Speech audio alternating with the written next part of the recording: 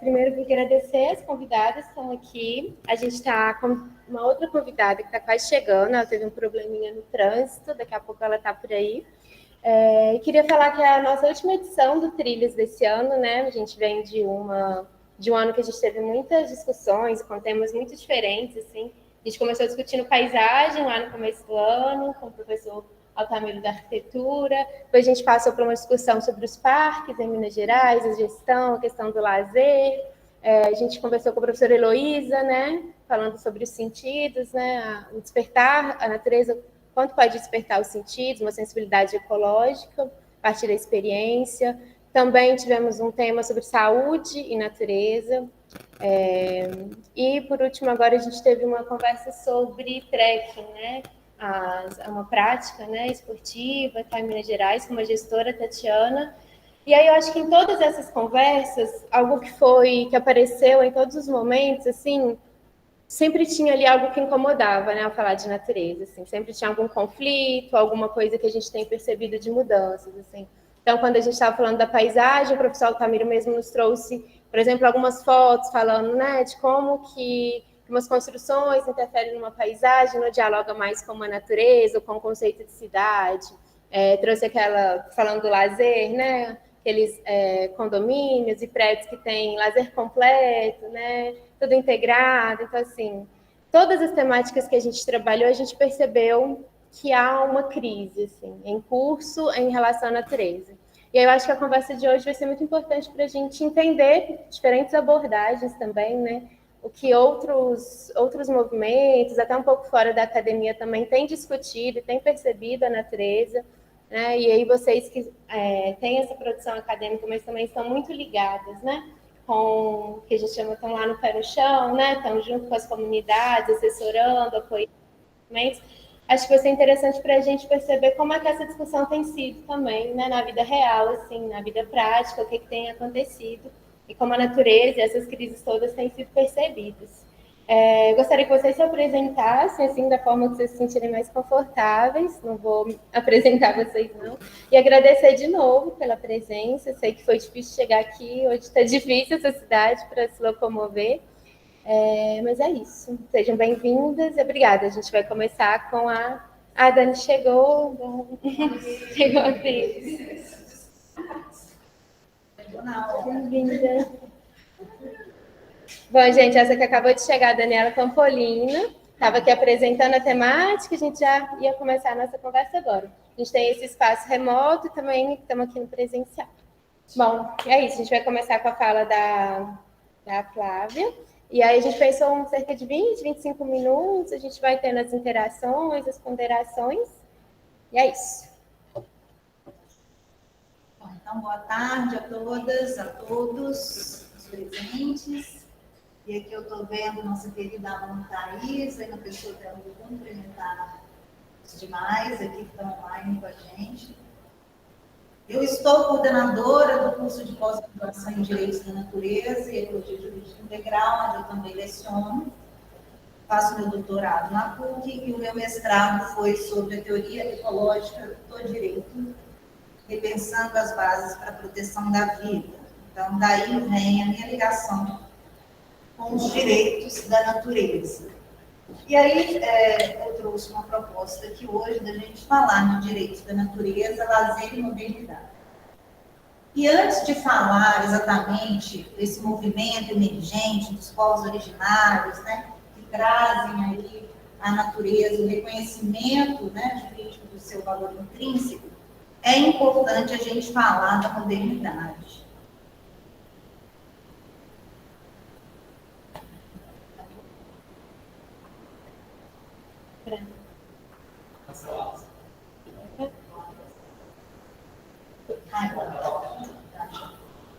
Então, por que direitos da natureza? Por que falar de direitos da natureza? Como surgiram os direitos da natureza? Então, os direitos da natureza, eles são um enfrentamento dos povos originários, em especial dos povos originários da América Latina, ao que a gente chama de sistema mundo moderno, e, consequentemente, traz o que Henrique Dussel chama de encobrimento do outro. Então, os direitos da natureza, eles partem de um paradigma ecocêntrico, crítico e decolonial. Então, é importante a gente lembrar que a modernidade começa simbolicamente em 1492, quando o colonizador europeu invade as Américas e depois se espalha pelo restante do mundo, né? E começa a criar o que a gente chama de pensamento binário subalterno, que somos nós, né, versus eles. A partir daí, a gente tem encobrimento de povos, culturas e línguas diversas. Então, quando a gente fala a palavra índio, por exemplo, a gente está encobrindo uma diversidade, uma multiplicidade de diversidades, né, que significa o outro, o infinito que pode representar o outro para a gente. Então, se a gente pensar aqui no Brasil, nós temos aí, por exemplo, Krenak, Pataxó, né, Tupinambá. Cada povo, gente, é uma nacionalidade, cada povo é uma nação, cada povo tem uma língua. Não é tudo um pacote só. Então, o primeiro ponto é a gente passar por um processo de descolonização do ser e do saber, para a gente desencobrir, né, essas culturas que são subalternizadas, que são encobertas e que são violentadas desde 1492 até hoje. Então, esse processo de colonização é a afirmação do eurocentrismo, é quando a Europa se coloca, inclusive no mapa que a gente estuda na escola, como centro, né, do globo, e a Terra é redonda, não existe isso. Então, a partir daí, ela cria também padrões universais, utilitaristas e antropocêntricos. Dentro desses padrões, dentro desses falsos universalismos, nós temos o conceito de direitos humanos e de democracia. E a gente vai ver por que são falsos, por que eles se pretendem universais. Então, direitos humanos são colocados aí como cabide, como paletó, uma gravata, onde pouquíssimas pessoas vão caber dentro desse conceito. Geralmente, quem cabe dentro desse conceito são homens brancos, proprietários e ricos. Porque não basta ser homem, não basta ser branco e não basta ser proprietário. Tem que ser rico, né? Na Constituição, no movimento aí, que a gente chama de movimento democrático, né, brasileiro, a gente vê que para votar você tinha que ter um mínimo ali de propriedade. Não era ser qualquer proprietário, você tinha que ser rico. Então, aqui ficam de fora desse padrão humano, dessa palavra humana, que é uma palavra moderna, né? Esse conceito de democracia, direitos humanos, ser humano, são conceitos do colonizador, são conceitos modernos, né? Então, a gente tem de fora aí a mulher, que talvez seja a primeira vítima da modernidade, a mulher em geral. Os povos originários, aí a gente coloca os povos indígenas aqui, os quilombolas, os africanos, enfim, por aí, os não ocidentais, né? Porque a gente tem a cultura chinesa também, por exemplo. Disso tudo nasce o que nós estamos vivendo hoje, o antropoceno, né? Então, segundo alguns especialistas, o Comitê Internacional de Geologia vem estudando o antropoceno como uma nova época para a história da Terra. E nesse contexto é importante a gente lembrar também que não é só o ser humano que faz história. A Terra possui uma história e nós chegamos nos minutos finais dela, né? A gente tem que descer um pouquinho daí, desse lugar que a gente se coloca. Então, diante das mudanças climáticas, do que vem sendo considerado como sexta extinção em massa e vários outros impactos ecológicos, ecossistêmicos, né? Vem sendo estudada essa possibilidade do antropoceno ser considerado, de fato, uma nova época na história geológica da Terra, ou seja, o humano na condição de força geológica agindo no planeta. Isso é muito sério, isso é muito grave, né? Em contrapartida, alguns representantes, em grande maioria das ciências sociais, criticam esse contexto, esse conceito de antropoceno, porque eles afirmam que não é o ser humano, de forma geral, que está causando isso no planeta. Os povos originários, por exemplo, aqui da América Latina e Caribe, foram considerados guardiões da floresta pela ONU recentemente. Então, não é o ser humano que é a força motriz dessa mudança, mas sim o sistema capitalista, que age por meio da acumulação por extinção. esse processo de colonização que deixou a Europa rica, porque a Europa, é bom lembrar que a história do mundo não começa em 1492, a China era um império, né? A Europa não tinha sequer como concorrer ali no comércio mundial. Então, a partir da colonização, da escravização, do racismo, do extrativismo, é que a Europa enche os cofres europeus e começa, né, a dominar aí o mundo e criar o que a gente chama das bases do capitalismo, das bases desse sistema mundo moderno, e hoje a gente fala que é um sistema capitalista, neoliberal, fascista, racista, né? Então, a gente precisa ter essa consciência de que até a nossa linguagem é fruto disso. A gente tem uma linguagem masculina. Se eu falar aqui, todos presentes, as mulheres vão se sentir incluídas. Mas se eu falar todas presentes, os homens vão achar estranho, não vão se sentir incluídos. Então, isso tudo parte de algo que foi imposto, de algo que foi uniformizador. Cada povo originário, como eu falei aqui antes, tinha sua própria língua. Não existiam esses conceitos. Indivíduo, por exemplo, é uma palavra que não existe nenhuma língua indígena. Os povos originários são seres coletivos. E olha que bonito que é isso, porque na natureza tudo é coletivo. As abelhas trabalham em conjunto, as formigas, enfim, é só a gente ter tempo para reparar. E tempo é uma coisa que a modernidade também nos tira, né? Então, o capitaloceno, os defensores do capitaloceno defendem que nós não podemos confundir um sistema econômico com uma condição inata do ser humano. Nós não somos o capitalismo. E tem um livrinho muito bom para quem não leu, que é do Mark Fisher, que fala é mais fácil imaginar o fim do mundo do que o fim do capitalismo. Porque quando a gente fala que a gente precisa imaginar um outro sistema econômico, a gente ouve milhões de críticas como se a gente tivesse enlouquecido. Nós precisamos ser mais criativos, recuperar outros sentidos, outras formas de sentir, pensar, né? E outras línguas. E aí, nesse contexto, vem, né, os direitos da natureza. Então, até então, o direito ambiental tradicional, moderno, que nós conhecemos, é um direito antropocêntrico que coloca esse homem branco proprietário no centro do mundo e cria. O direito, ele vem, assim como o Estado moderno vem, que o Estado moderno se transforma em Estado nacional, ou seja, olha só a ligação.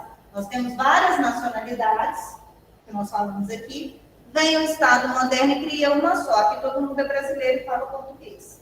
É uma língua oficial e é uma nacionalidade. Então, vem o Estado moderno, o Estado nacional, né? E cria um direito que vai o quê? Legitimar esse sistema. O direito ambiental, ele nasce como forma de legitimar as atividades extrativistas. Alguém precisa permitir que isso aconteça, né? Então, os direitos da natureza, assim como o direito ecológico, ele vem contrapor esse paradigma. Enquanto o direito ambiental, ele está aqui nessa figurinha que a gente sempre vê o ser humano com a natureza na mão, todo mundo segurando o planeta, como se o ser humano fosse o centro mesmo do mundo, né? Os direitos da natureza, eles partem do paradigma ecocêntrico. O ser humano é só parte de um ecossistema. E se esse ecossistema adoecer, todo mundo adoece junto. É uma cadeia, é uma teia, é uma rede.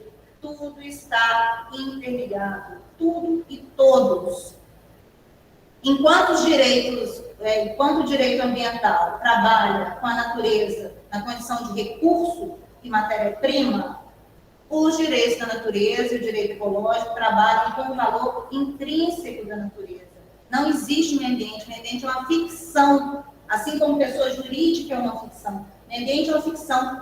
Tudo que a gente pode pensar, dentro de nós tem ecossistemas, aqui tem um ecossistema, a gente está dentro de um ecossistema maior que se chama Terra, que faz parte de um outro, né, que é o sistema solar, que faz parte de outro, e tudo precisa ser mantido em equilíbrio.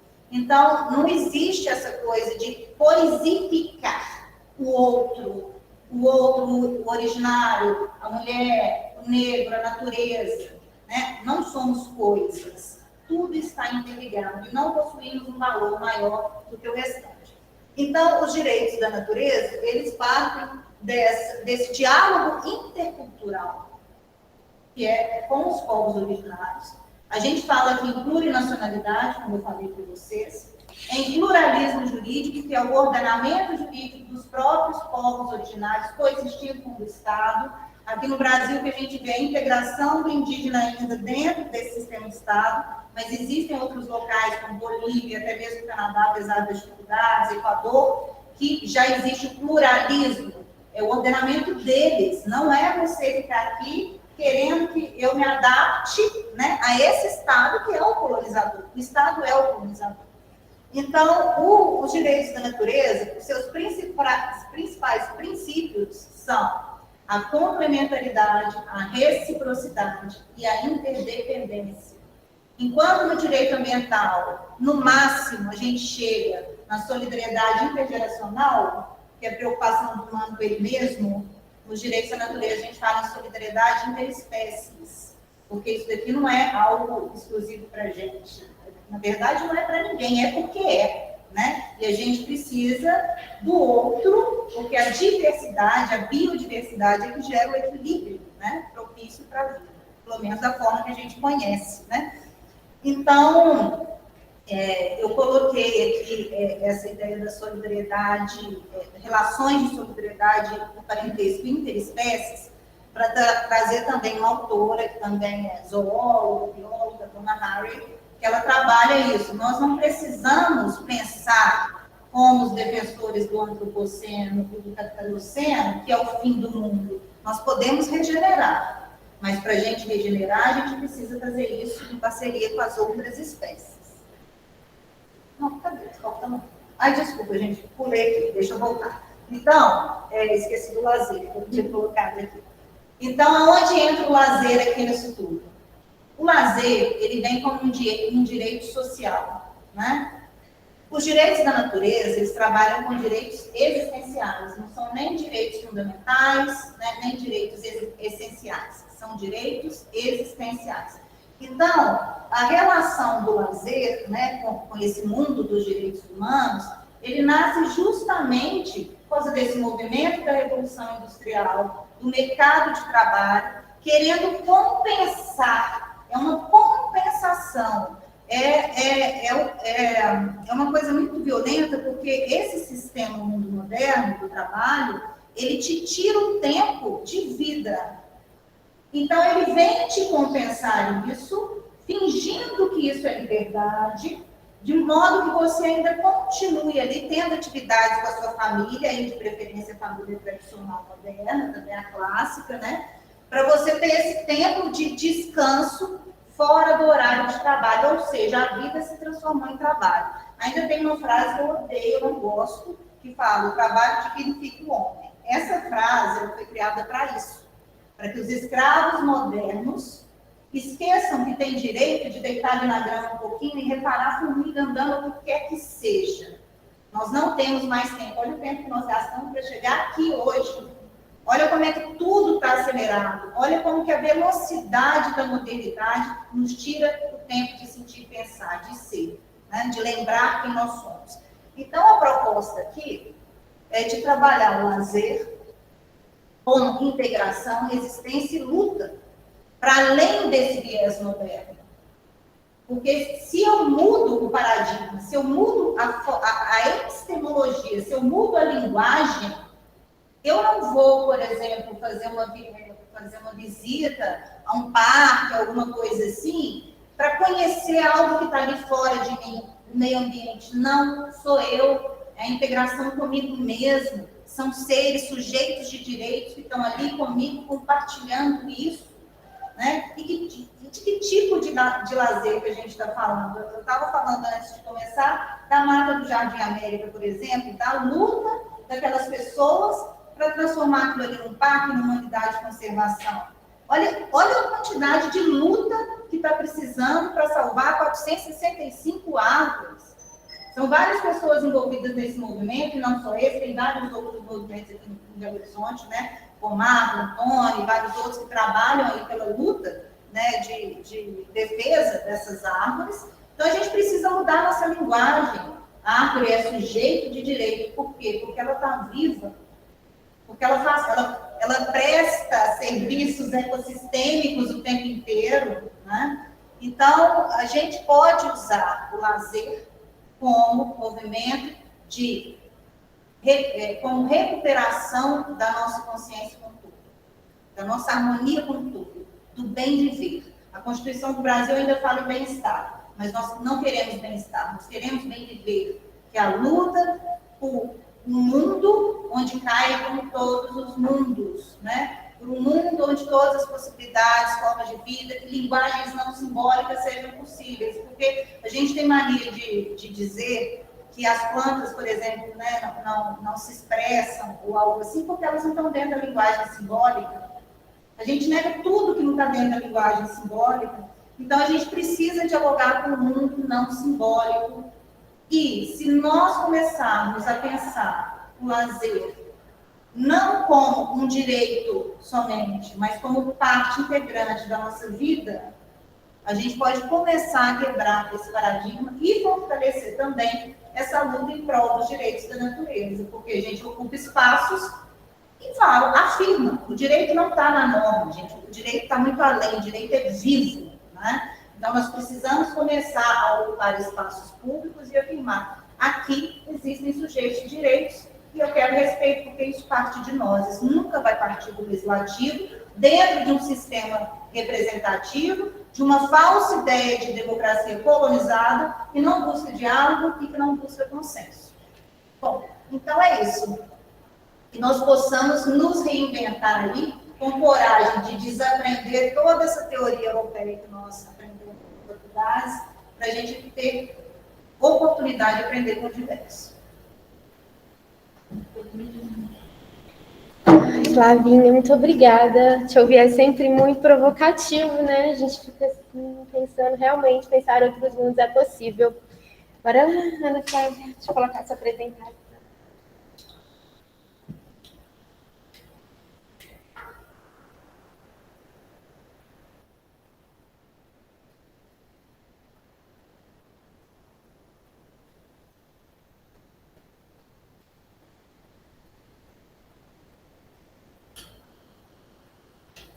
Começo falando de crise, né? E a minha apresentação vai trazer aqui alguns elementos para esse debate.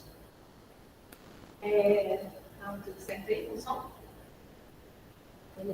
Eu sou bióloga, eu sou filha dessa casa aqui, fiz graduação em biologia, fiz especialização em ensino de ciências na FAI, depois fiz mestrado na veterinária, em epidemiologia, sempre estudando a relação entre saúde e natureza. Porque eu fui servidora pública por 15 anos da Escola de Saúde Pública do Estado, 3 anos na educação, assim, eu saí da UFMG e fui para o serviço público porque eu acredito na potência, né, do trabalho mesmo, em devolver para a sociedade tudo que a gente tem aqui, né? E fiz doutorado na Fiocruz, especializada em vulnerabilidade humana à mudança do clima. Então, eu estudei os relatórios do TCC, eu me envolvi profundamente nesse debate de adaptação, né, das bases científicas da mudança do clima para a vida humana, que não está separada da natureza, que é isso, né? A gente é muito tecnológico, a gente faz muitas coisas, foguetes, mas a gente é mamífero, a gente precisa de água, oxigênio, e muitas vezes a gente esquece disso. Eu fiquei muito provocada com essa fala, que assim, o capital sendo talvez um patriarcado sendo, porque o capitalismo, ele é o sistema econômico do patriarcado. E o patriarcado realmente transformou a lógica da humanidade nos últimos 5.000 anos. E quem conta a história é o patriarcado, né? A escrita, tudo começou, né, nesse sistema. Aí eu deixei meu cargo público, eu fui trabalhar no mandato da Buda por 2 anos, coordenei a parte ambiental, essa luta contra a mineração, levei para o gabinete. Felizmente ela segue fazendo essa luta, né, no Congresso Nacional, e agora eu estou trabalhando no Instituto Cordilheira, que é uma organização de pessoas ativistas que vem dedicando as vidas mesmo voluntariamente. Agora a gente está captando recursos para projetos. E a gente tem esse projeto Lotus, que é Economia Criativa para Mulheres Defensoras em Territórios Minerados. Então, estou aqui representando esse projeto também. Eu vou falar aqui só rapidamente, né? O antropoceno ele foi um conceito criado por um prêmio Nobel, o Paul Crutzen. E o que o antropoceno fala? Eu concordo absolutamente, né? Não são todos os seres humanos, mas são os humanos, que estão transformando a natureza, né? Todos todos os sistemas da Terra. O que a gente já conseguiu, a gente como sistema, né, humano?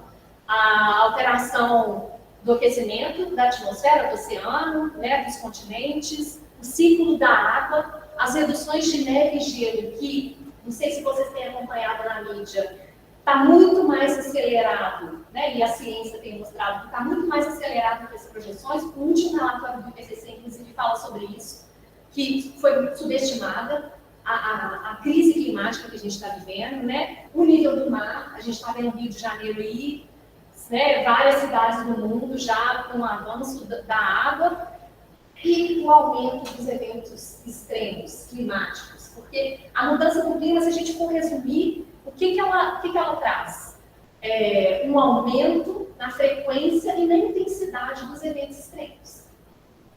E é complexo porque toda a indústria trabalha com uma temporalidade, com eventos de chuva que a gente não conhece mais, não é mais aquilo. Né? Trabalhando no mandato da Buda e analisando os processos, né, de licenciamento ambiental, o setor da mineração trabalha com um clima que não existe mais. Né? Inclusive, nem considera, porque os eventos começaram a ficar recordes a partir de 2014. E, gente, isso significa que a gente está em muitos problemas, muito grandes problemas, né? Ter chegado até aqui. Então, essas são as principais atividades emissoras, os incêndios que a gente está vendo incontroláveis, porque quanto menos chove, mais seco, menos resilientes os biomas ficam, e associado a isso, as atividades extrativistas como agronegócio e a mineração, que propositalmente causam incêndios, né? A pecuária, o agronegócio, né, que é a agricultura intensiva, que deveria ser chamada de mineração também, porque não é comida, é commodity, né? Não é produção de alimento. O agronegócio produz grãos para gado, produz algodão, né, não é comida, é commodity. E suga uma água absurda. O transporte, que é assim, banalizado, a gente fica vendo essas discussões carro elétrico. Gente, nós temos que sair da lógica do indivíduo. Nós temos que repensar, inclusive, pelo bem viver, formas de se deslocar até aquelas cidades. Né? É uma atividade altamente emissora. As indústrias e o lixo. O plástico, inclusive, a decomposição do plástico emite muitas quantidades de gases de efeito estufa e que não é dimensionado, né? Vou falar aqui rapidamente assim. Então, como que é a resposta do mundo a isso? Né? Criou-se esse painel do IPCC em 1988, a partir de uma demanda do PNUD e da ONM, e o IPCC veio desde então produzindo evidências científicas por consenso. O que o IPCC faz? Uma revisão sistemática da literatura mundial sobre as bases científicas, sobre a adaptação e sobre a mitigação da mudança do clima. E são cerca de 1.000 cientistas, assim, somando tudo. E o Brasil é um país membro, né, do IPCC. Então é isso, o IPCC dá esses 3 relatórios. O que está acontecendo fisicamente com o clima, aí a parte social, a adaptação e vulnerabilidade, e a mitigação seria para o setor da indústria, como mitigar, como evitar, né, que tanta emissão ocorra. O IPCC já está na 6ª rodada de relatórios, saiu recentemente, né, os mais novos relatórios. Aqui um histórico, vou passar rápido, porque a minha apresentação está bem grande, mas assim, como a gente está perto da COP, que é a Conferência das Partes, que é o órgão supremo, né, de tomada de decisão, é muito importante a gente lembrar que o Acordo de Paris está muito perto de não ser cumprido. A gente está muito perto de 1,5 grau, e realmente entramos num processo ainda desconhecido pela ciência. Não é isso que a gente está vivendo. Então, o Acordo de Paris é deter o aquecimento acima de 2 graus, mas preferencialmente 1,5 grau, porque o IPCC fez um relatório específico já dizendo que, com o aumento de 1,5 grau da temperatura global, já entramos em um processo crítico. Se a gente está em 1,2 e está vendo tudo que está acontecendo, gente, isso é apenas um começo. E o que significa esse 1,5 grau? Não é 1,5 grau em todos os lugares. lugares, né? Eles medem a temperatura em todas as partes do planeta, em várias partes, em vários momentos do ano, fazem uma média e vão acompanhando ali, né, o que está acontecendo com o clima do planeta. Então, desde a Revolução Industrial, nós já subimos 1,2 grau. Aqui tem umas informações da primeira fase dos relatórios do IPCC, né, que é as bases científicas. Vou passar rapidamente aqui.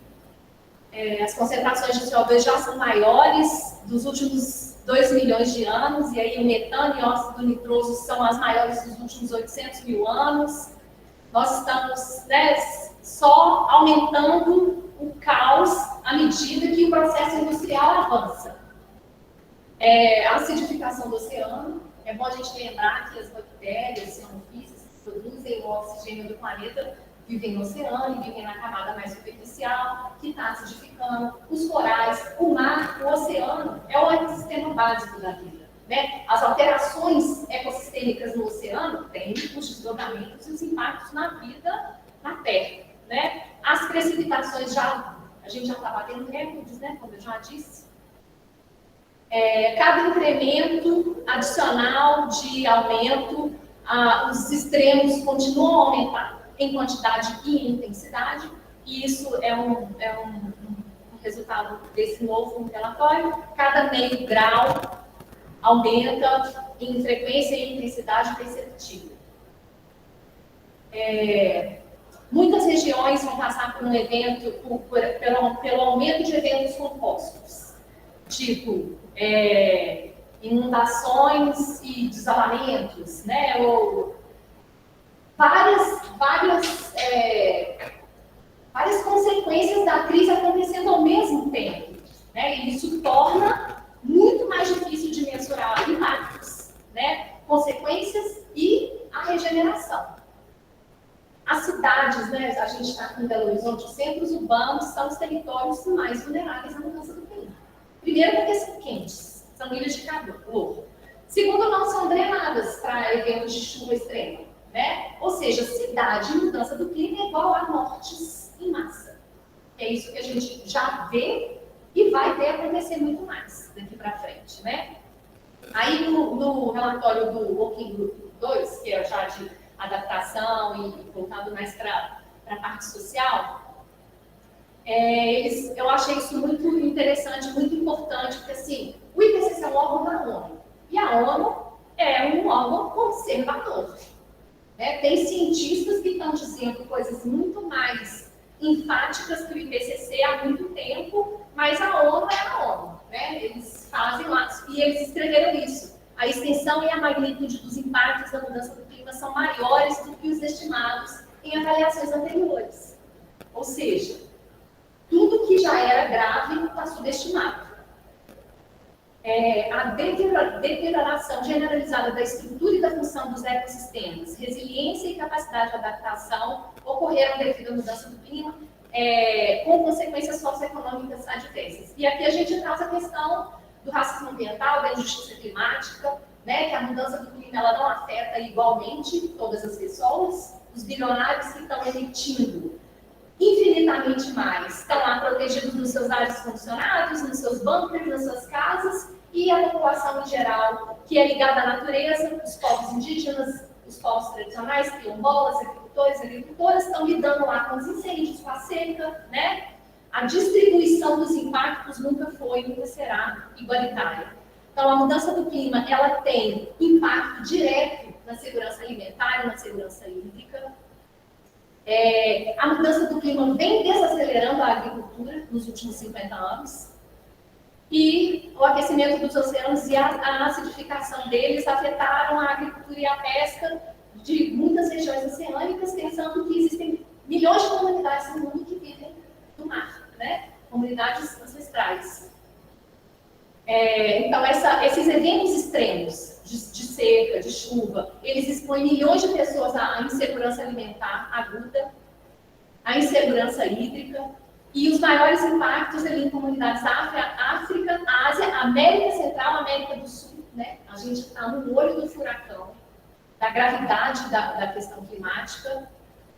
E eles trazem nesse relatório que aproximadamente metade da população mundial vive atualmente em escassez severa de água por pelo menos uma parte do ano devido a fatores climáticos e não climáticos, que vão se intensificar, né?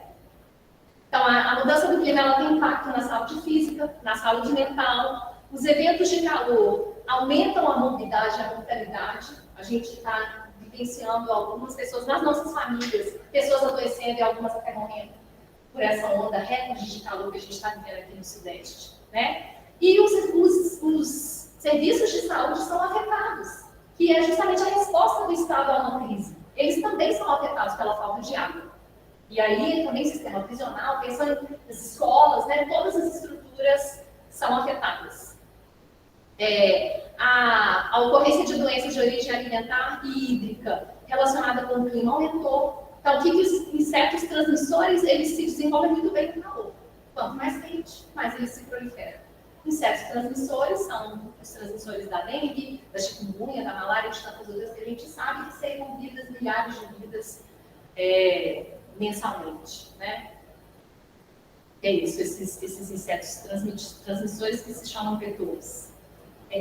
As doenças de animais e humanos, incluindo zoonoses, estão emergindo em novas áreas. E é importante a gente lembrar que a criosfera em degelo expõe vírus e bactérias congeladas que a humanidade nunca entrou em contato ou que não está em contato há muito tempo. Né? Tem vírus ali sendo encontrados de 50 mil anos atrás. Megavírus.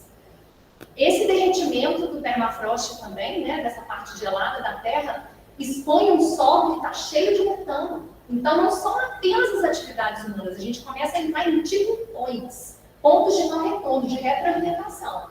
Quanto mais derrete, mais o solo escuro atrai o calor, mais derrete. O gelo ele tem uma função de albedo, né, de devolver a radiação solar. Quanto menos gelo, mais calor. E alguns cientistas falam que o derretimento da criosfera, a gente já passou desse tipping point, é irreversível. Então, sempre essa questão da insegurança alimentar, da desnutrição, infraestruturas importantes para a vida afetadas, né? Aproximadamente 3,3 ou 3,6 bilhões de pessoas vivem em contextos altamente vulneráveis à mudança do clima. Bilhões de pessoas. Nós estamos falando disso. Esse é o monte dessa discussão. Então, aqui, de acordo com esse relatório do IPCC, 1,2 de aumento já causaria aumentos inevitáveis em múltiplos riscos climáticos, né? E ações que limitem o aquecimento podem reduzir. Então, o IPCC está trazendo isso enfaticamente. Mas os governos estão brincando de fazer essa discussão com a iminência de abrir poço de petróleo no Amazonas. Eu acho que a gente está num ponto tão crítico que se a gente não repensar nova mineração, novos poços de petróleo, a gente já passou dessa fase.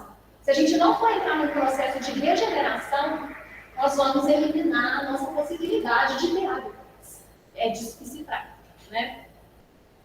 E aí, muito interessante porque pela primeira vez o relatório do IPCC traz essa palavra, agroecologia. Sistemas agroecológicos são capazes de ser a resposta. E o que é a agroecologia? São práticas tradicionais que os povos originários, os povos quilombolas desenvolvem há milhares de anos e que vêm sendo relembradas, né? Nada mais do que isso.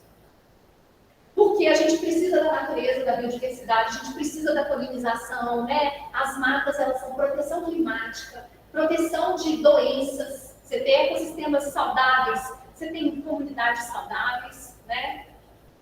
Atuam no sequestro de carbono e armazenamento de carbono. E é isso. A gente tem uma janela de oportunidade cada vez mais estreita para permitir esse movimento resiliente. Múltiplos caminhos ainda são possíveis, envolvendo as comunidades, os saberes ancestrais. Os cientistas mais inteligentes que eu conheço sabem muito bem que a ciência não é o saber mais importante e que a ciência não tem as respostas para os problemas da magnitude que a gente está vivendo agora, né? A gente está vivendo uma revolução científica, que o Thomas Kuhn indicou lá no livro, que chegamos no momento em que a ciência criou toda essa tecnologia, o capitalismo, mas não tem as respostas. Aí essa questão da vulnerabilidade, né? Não é só um evento extremo.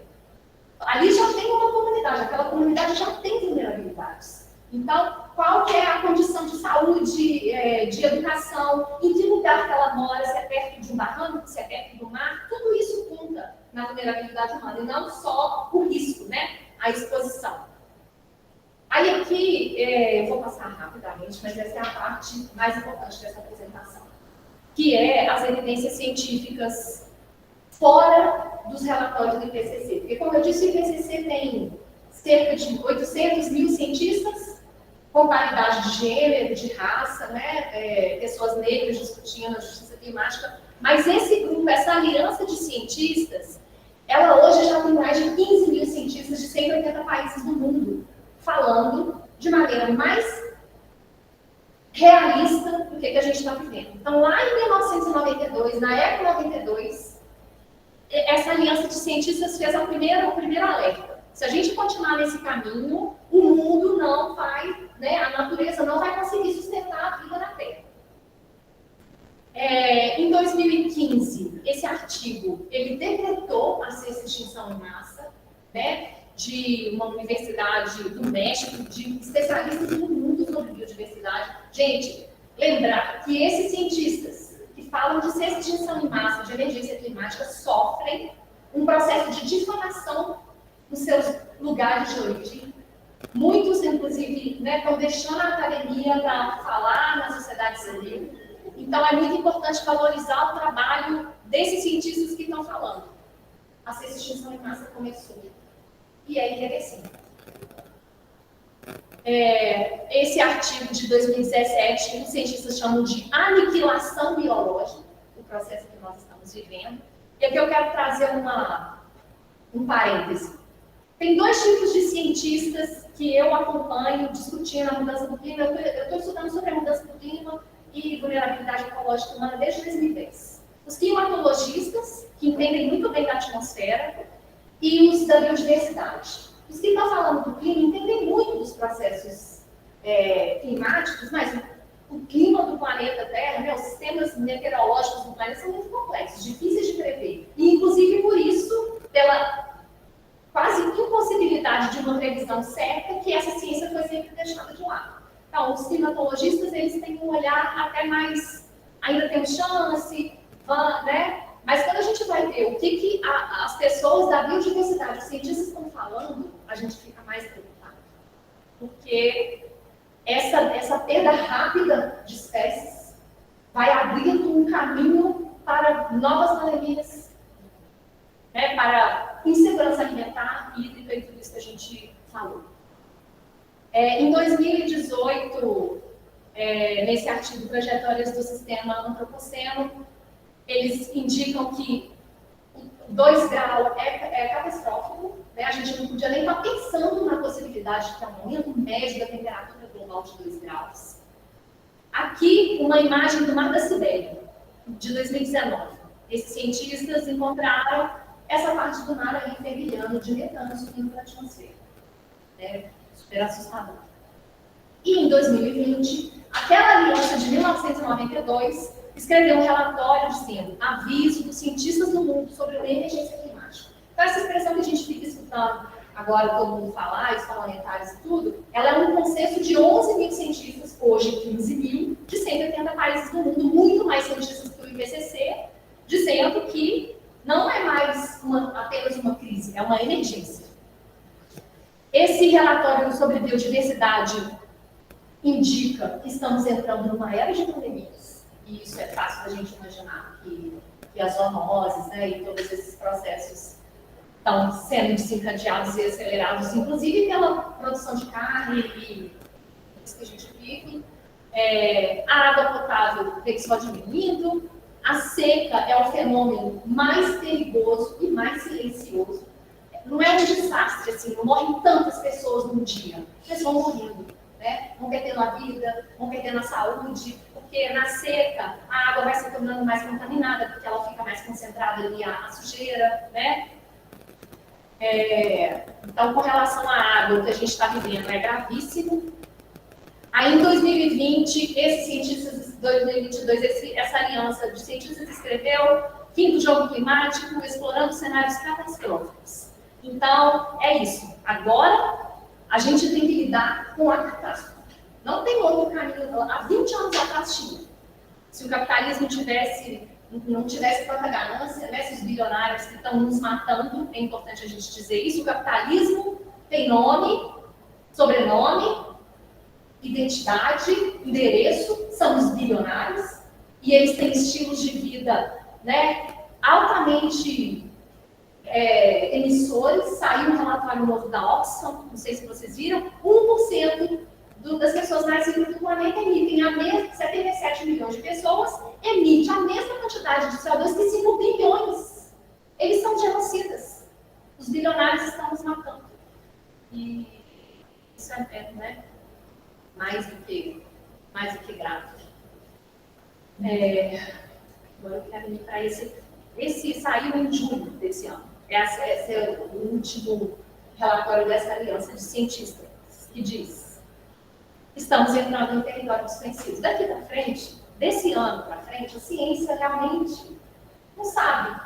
Contando o sistema climático com a biodiversidade em transformação, a Amazônia está a 3% de entrar no ponto do não retorno, que é um tipping point importantíssimo para o planeta, porque as chuvas do Sudeste vêm da Amazônia. E se a gente olhar no resto do globo, todas essas regiões do Equador são desertos. Aqui não é por causa da Amazônia. E se quando a Amazônia atingir 20% de desmatamento, ela mesma vai começar a se transformar numa savana. Por isso ele chama de ponto de não retorno. Não será mais pela ação humana, né? Vai ser pela uma própria resposta dela. E o tempo acabou. Né? A gente está numa sucessão alarmante sem precedentes de recordes climáticos, com sofrimento humano e não humano profundamente enfatizado, dado, posto. Né? Já estamos vivendo recordes em cima de recordes de concentração de CO2 na atmosfera. Setembro de 2023, de acordo com o COPERN, a Administração Nacional Oceânica dos Estados Unidos, foi o setembro mais quente já registrado, desde que se começou a registrar. Muito provavelmente 2023 vai ser o ano mais quente em 125 mil anos. A gente só precisa encerrar dia 31 de dezembro para falar que o ano finalizou e que todas as medições foram feitas, mas tudo indica que sim. Né? Outubro também, de acordo com o Copérnicos, que é esse observatório das mudanças climáticas. E aí, vindo para o lazer. O que a gente tem como lazer em Minas Gerais? Né? As nossas cachoeiras, as nossas montanhas. Mas o nosso estado chama como? Minas Gerais. Porque a gente foi fundado pelo setor da mineração. E o que a mineração está fazendo para a nossa possibilidade de desfrutar da nossa riqueza natural, da nossa natureza? Ela está inviabilizando. Porque a mineração de ferro, aqui no quadrilátero, ela atua destruindo aquíferos e colocando barragens. No meu doutorado, eu trabalhei com dados do INPE, Instituto Nacional de Pesquisas Espaciais. Nós teremos redução de chuvas para todos os municípios de Minas até 2100, com a mineração destruindo aquífero. E nós teremos aumento de quê? Eventos extremos. Esse artigo aí está lá no site do INPE. Desastres naturais em Minas Gerais se concentram na região metropolitana e na zona da mata. Onde estão a maioria das barragens? É onde a gente tem mais evento extremo de chuva, é justamente onde as barragens estão. E aí você não precisa ser nenhum especialista em engenharia para saber que nem tem nenhuma barragem preparada para evento extremo. Porque elas estão rompendo antes dos eventos começarem. Então a gente tem um tanto de ponta-relógio, assim, prestes a acabar com a água da região metropolitana por causa desse setor genocida que é a mineração, que é cheia de bilionário também. Né? Então é isso. Os processos de licenciamento ambiental não levam em conta as séries históricas, né? Os eventos extremos, o que virá daqui para frente. No Brasil, a gente tem... qual que é a nossa diferença para a Europa? Né? A gente tem falta de saneamento básico, num clima em colapso. Porque a Europa, eles têm outra adaptação, eles têm outro nível de vulnerabilidade. Né? O Brasil... E o que a gente vê no Brasil? Energia eólica, carro elétrico. que vai demandar mineração, que vai demandar destruir o ecossistema na narrativa para manter um sistema que é insustentável. Eu costumo dizer que o capitalismo é incompatível com a vida. Isso para mim está claro, assim, e eu acho que, né, para a ciência e para nós cada vez mais. Então a gente tem um desafio como humanidade, porque a mudança do clima ela não é só um problema de eventos extremos. Ela tem um potencial de degradar todas as estruturas sociais, né? Serviços básicos, pela destruição ali da disponibilidade de água. E a literatura que mais me tocou quando eu estava estudando, fazendo doutorado, é a da mudança do clima como uma ameaça à paz mundial. É disso que se trata, quando a gente fala de alimentação e água. A água é o elemento principal disparador de conflitos no mundo. Onde não tem água, não tem nada, né? Onde não tem água, tem guerra. E eu usei terminei, né? Aqui eu termino a minha apresentação, eu usei essa imagem, assim, porque os refugiados climáticos já são uma realidade no mundo desde 2014. E isso vai se tornar cada vez mais grave. E quando as pessoas pensam assim, eu escuto isso muito assim de umas pessoas da burguesia, vou comprar minha terrinha ali e vou garantir minha água no colapso. Gente, as pessoas da cidade não vão ficar morrendo de fome e sede lá paradas dentro de casa, não, elas vão migrar, né? Elas vão migrar, elas vão buscar água, comida. Então, esse deslocamento, eu nem trabalhei com dados demográficos no meu doutorado, porque eu falei do meu orientador, isso aqui, essa história que os dados contam, não é a história que vai acontecer. Como eu estava fazendo projeção, eu tive que brigar com ele queria muito que eu incluísse dados demográficos, e eu disse não. O fluxo demográfico, migratório, tudo que vai acontecer daqui para frente, não tem nada a ver com o que aconteceu, né, com o passado. E é isso, sinto pelas notícias horríveis, mas alguém tem que fazer. Né? Eu acho que o que eu trago com esse terrorismo científico que eu fiz aqui agora? Nós temos que preservar todas as áreas hídricas que restaram. A mineração não pode eliminar mais nenhuma nascente, aquífero, nada. Porque as barragens já estão aí como uma ameaça. Nós temos que preservar todos os biomas, nem 1 milímetro de mata nativa mais poderia ser desmatado, nascer essa extinção em massa. Então é isso. Bom, Ana, o que falar, né, depois de tudo isso, mas eu acho que são dados, assim, né, inclusive, muito obrigada e parabéns pela organização desses dados, né, acho que é um volume absurdo de relatórios e dados, então obrigada também por compartilhar isso com a gente, mas eu acho que é um caminho de reflexão muito grande para a gente que está aqui pensando, né, no lazer e pensando nessas práticas culturais. Que é o que aparenta ser que há escolhas de quem vive e quem morre, né? Claramente, assim. E aí, se a escolha de quem vive e quem morre, é a escolha do que acaba e do que permanece. Então, acho que para a gente pensar nessas pesquisas, pensar aqui na universidade, quais práticas, né, vão deixar de existir, como o lazer vai ser transformado nesse tempo quente. Então, assim, pôr uma blusa UV e fazer sua caminhada, e fazer uma trilha é o suficiente, está tudo certo com o mundo, né?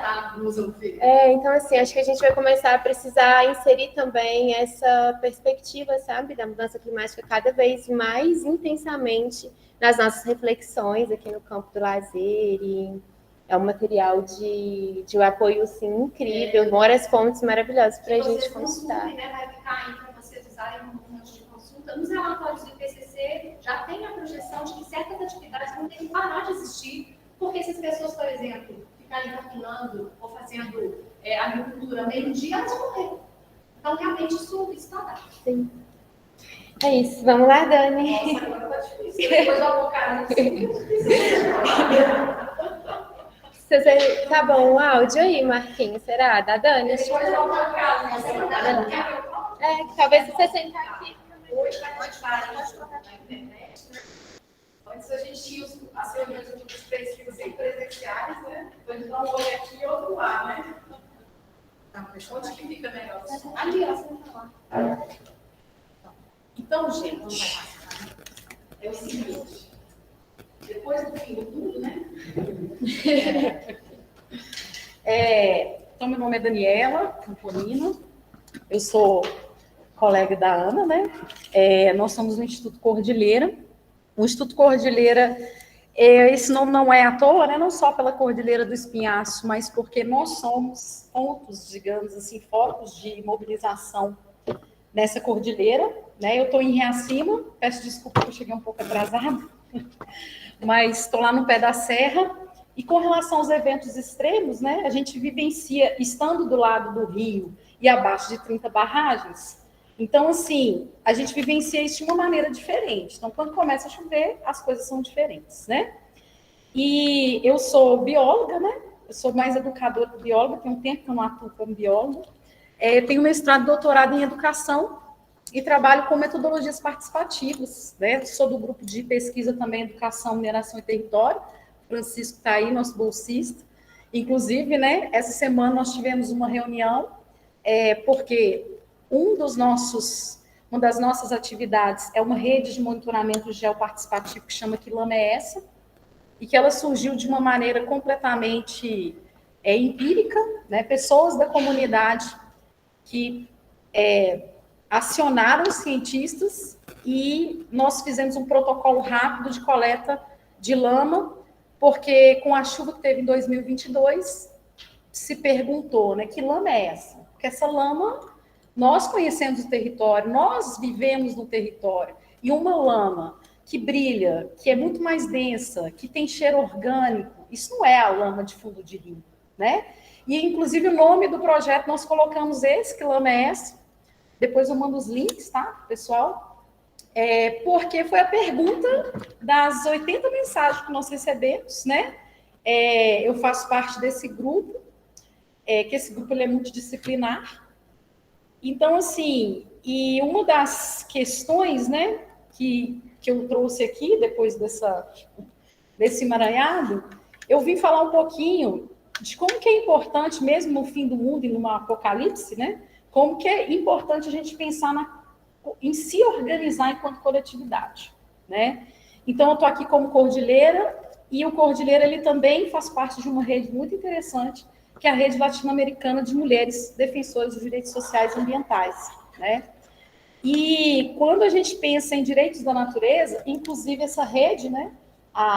O primeiro país que teve a questão dos direitos da natureza foi o Equador. E nós tivemos, em 2020, eu tive a oportunidade de estar fazendo uma caravana no Equador com parte dessas mulheres, porque muitas são mulheres, que estiveram nessa luta pelos direitos, né? E uma caravana que se formou na luta pela sobrevivência. Por quê? Dentro da cultura latino-americana, indígena, na verdade, não existe natureza e ser humano, né? Nós somos parte. E aí tem uma, digamos que metodologia, né, também, que depois a universidade se apropriou disso, mas que as mulheres, né, dessa rede começaram a fazer de uma maneira muito bonita, que chama mapeamento corpo-território. Então, elas partem do princípio que o território, o primeiro território é o corpo delas, né? Depois veio Foucault, veio a galera aí acadêmica e tudo mais. Mas, lá no chão, e assim, a gente, quanto defensora, né, eu e Ana estamos nessa aí há muito tempo, já passando por muitas coisas, né?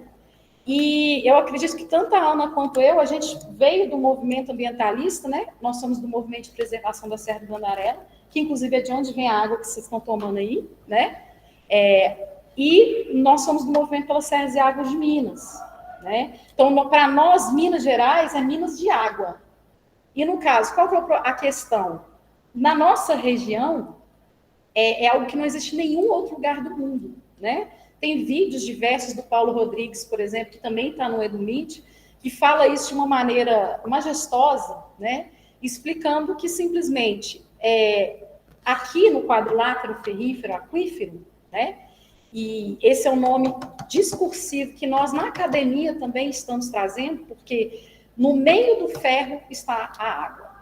Então, ou seja, destruir os aquíferos significa acabar com a nossa água, né? Então, assim, é completamente insano se pensar depois de tudo que a Ana falou aqui, de todos esses dados apocalípticos, você pensar que ainda tem mineração nesses lugares, e não só que tem mineração, como ainda tem projetos de se ter novas minas imensas nessa região, que vão simplesmente destruir os últimos aquíferos. Isso é completamente insano. E nós, cientistas, inclusive, estamos avisando isso há 20 anos. Tem 20 anos que a gente está lutando pelo Gandarela, por exemplo. O parque tem 15 anos. E todo mundo falava, mas vocês vão lutar contra uma grande mineradora? Gente, e é isso que, às vezes, o poder e o capitalismo selvagem, o patriarcado, quer que todos acreditemos, que não tem jeito, né? O Paulo Freire falava muito disso, né? De como a questão de nós sermos sujeitos históricos e do esperançar. Não é só você sentar e esperar, não. É você colocar, não é o substantivo esperança, é o verbo, é a ação, né? Então, assim, a gente que vem desses movimentos que está lá no meio, a gente cria quase um universo paralelo, né? E tenta, inclusive, sair desse universo paralelo e vir para o contexto, porque para nós está muito claro que é completamente insano, né? E para a rede latino-americana de mulheres, o que aconteceu? Nós somos um país de dimensão continental. Nós temos mais de 10% da água doce do mundo, né? Ainda tem isso. Eu moro em Riacima. O slogan de Riacima é Cidade das Águas. Eu fiquei 4 dias sem água lá em casa, semana passada, mas é a Cidade das Águas, né? Ou seja, é muito mais complexo do que isso. E quando você vê realidades como, por exemplo, El Salvador. El Salvador é uma ilhazinha, o país está na América Central. Eles conseguiram, é o primeiro país no mundo que conseguiu, por exemplo, uma lei nacional contra a mineração. Sabe por quê? Estava óbvio que se tivesse mineração, eles não iam ter água. Era simples assim. Eles são uma ilha. Não tinha como. Aqui ainda tem um monte de cientista aí que, né, que fica se vendendo, né? Vende dados e pseudociência, né? Que fala que é ciência. E fala que não, que tem jeito, que não sei o quê. Mas lá não tinha jeito, não tinha como negar. E aí conseguiram a primeira lei, e foi um movimento completamente comunitário. Foi uma coisa linda. E quando teve o encontro da rede latino-americana, que elas contaram isso, como que foi, o pessoal do Equador, do direito da natureza, disse, nossa, vamos fazer uma caravana lá no Equador, que a gente tem que acabar com a mineração no Equador também, que isso?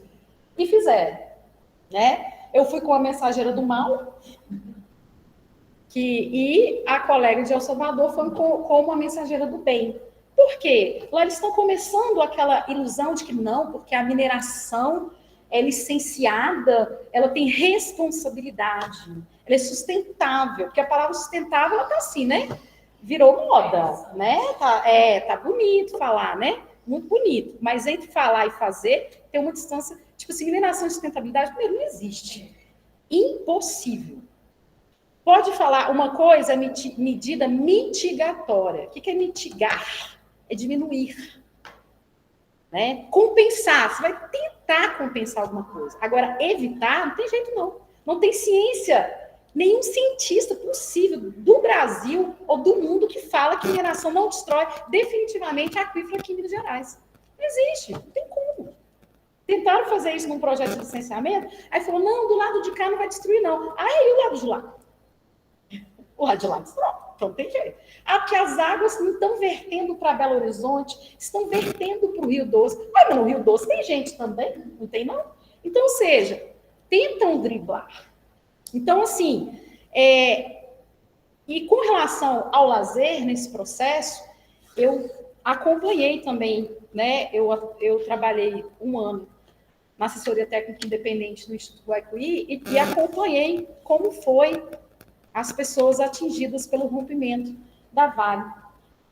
E lazer, inclusive, tem algo muito interessante para esse grupo especificamente, não sei se vocês conhecem esses estudos, mas tiveram alguns relatórios do Instituto Guaicuí que eles construíram um conceito que eu achei muito interessante, que é o conceito de dano ecossistêmico do rompimento. E nesse dano ecossistêmico inclui o lazer. Então, isso assim, para vocês que estão nesse grupo de pesquisa, eu posso mandar os links desses relatórios, e foi assim uma construção coletiva muito importante, né? Porque como definir, e no seu slide estava desastres naturais, né? Que isso aí já está nos relatórios, mas os desastres tecnológicos, porque rompimento de barragem não é desastre natural, não.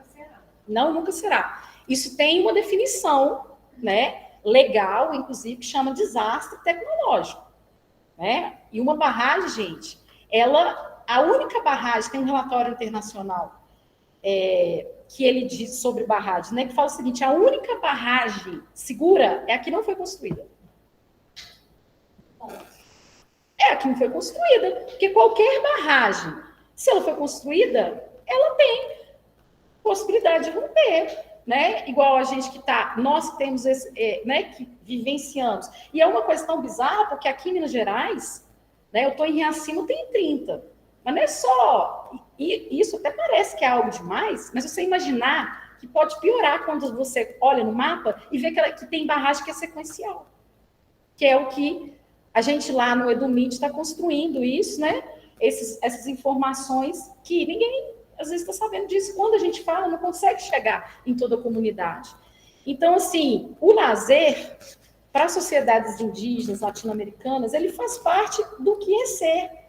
Porque o primeiro território é o nosso corpo. E o nosso corpo ele precisa de descanso também, né? Então, quando a rede latino-americana fala que, olha, violar a terra é violar o nosso corpo. Inclusive o nosso corpo enquanto mulher. Porque na hora que você vai ver quem que está na frente da maioria das lutas, as defensoras, as lutas ambientalistas, a maioria são mulheres. Então, o primeiro território é o nosso corpo, inclusive.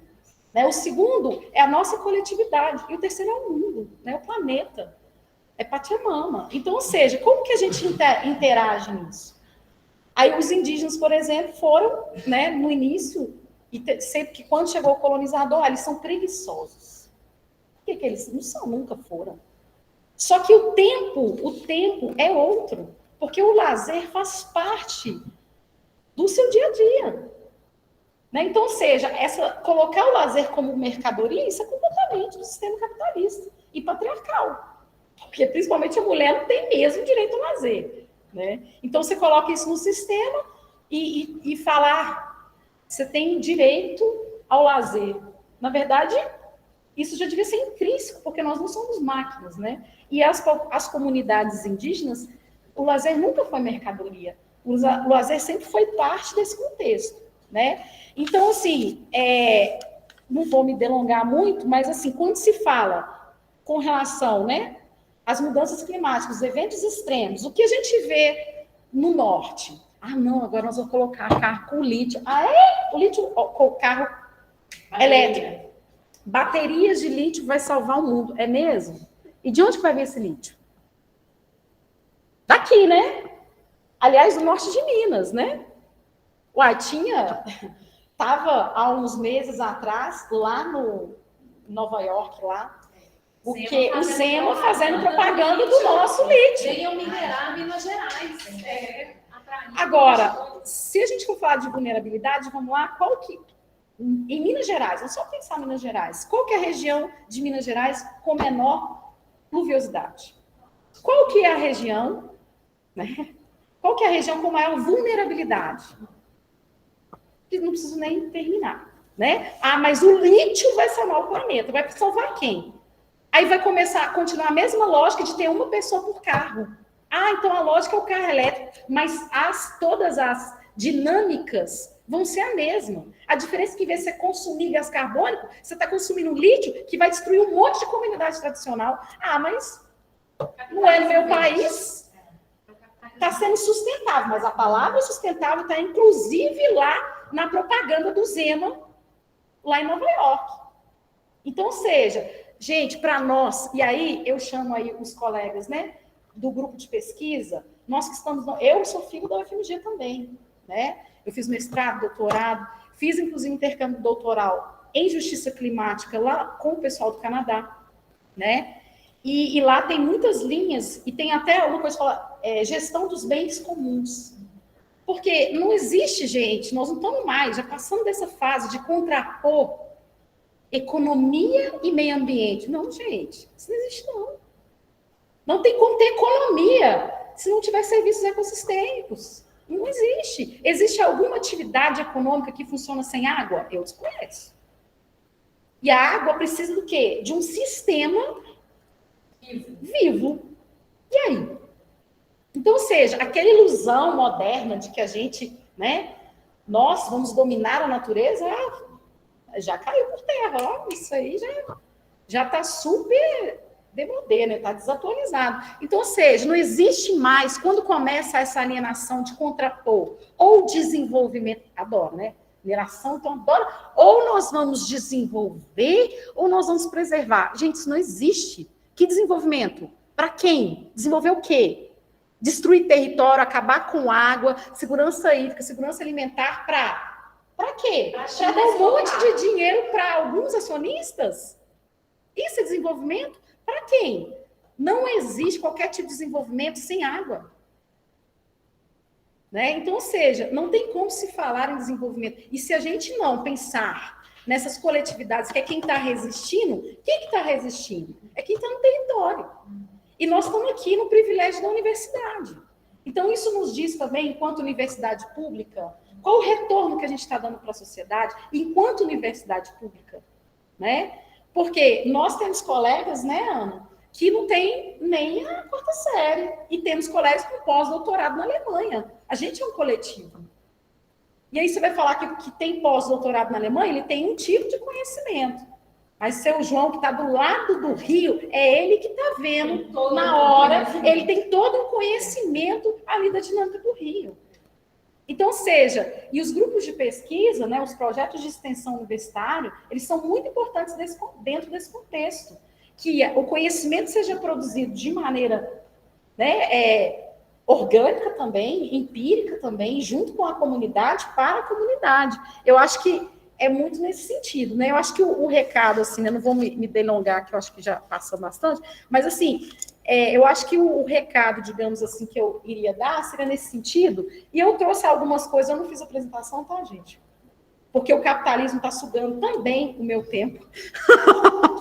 E, assim, foi difícil. Mas algumas das coisas, olha só, que são exemplos de essa parceria da universidade com a comunidade. Por exemplo, metodologias participativas, depois vou deixar os PDFs aí, né? Conhecer o território, mapas do território, por exemplo. Para quê? Para você começar a construir uma outra lógica que não seja a lógica da mineração.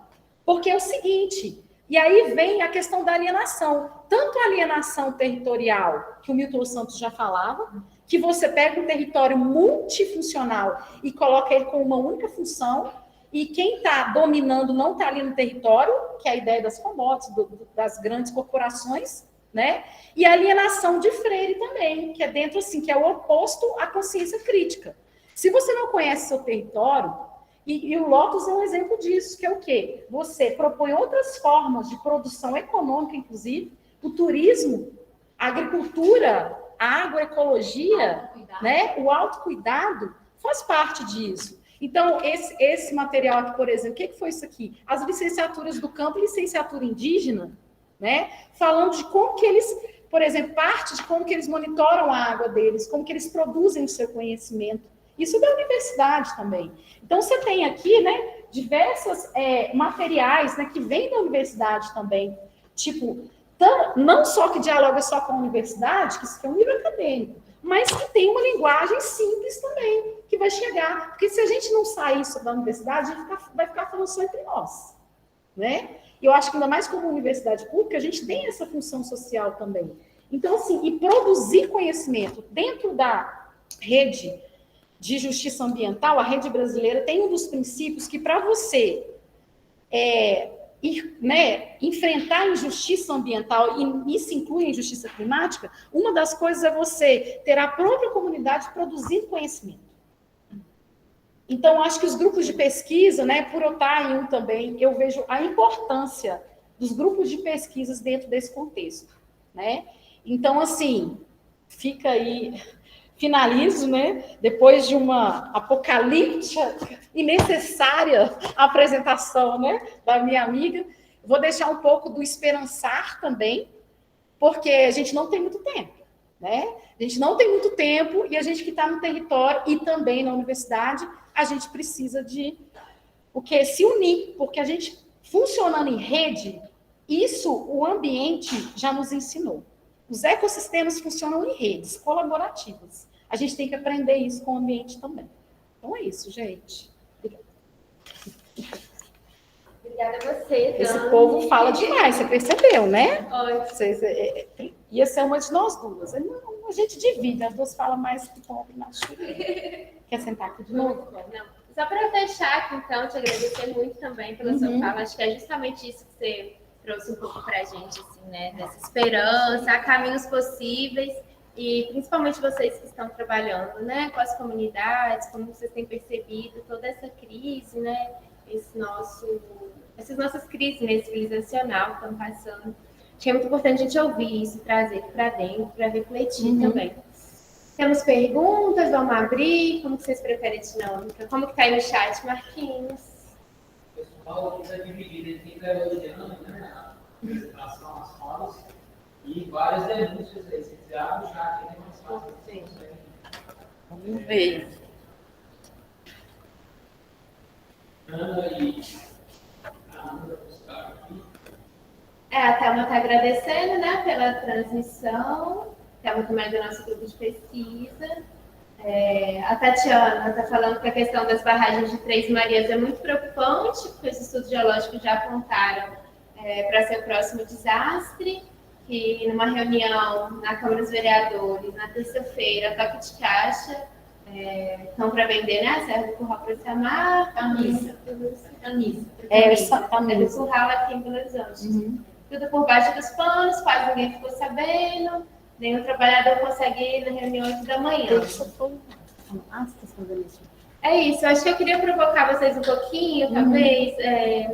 Né, o trabalho de vocês, assim, ele é muito forte da academia, assim, né? Todos vocês têm uma trajetória acadêmica muito concisa e muito experiente mesmo, né? De pesquisa.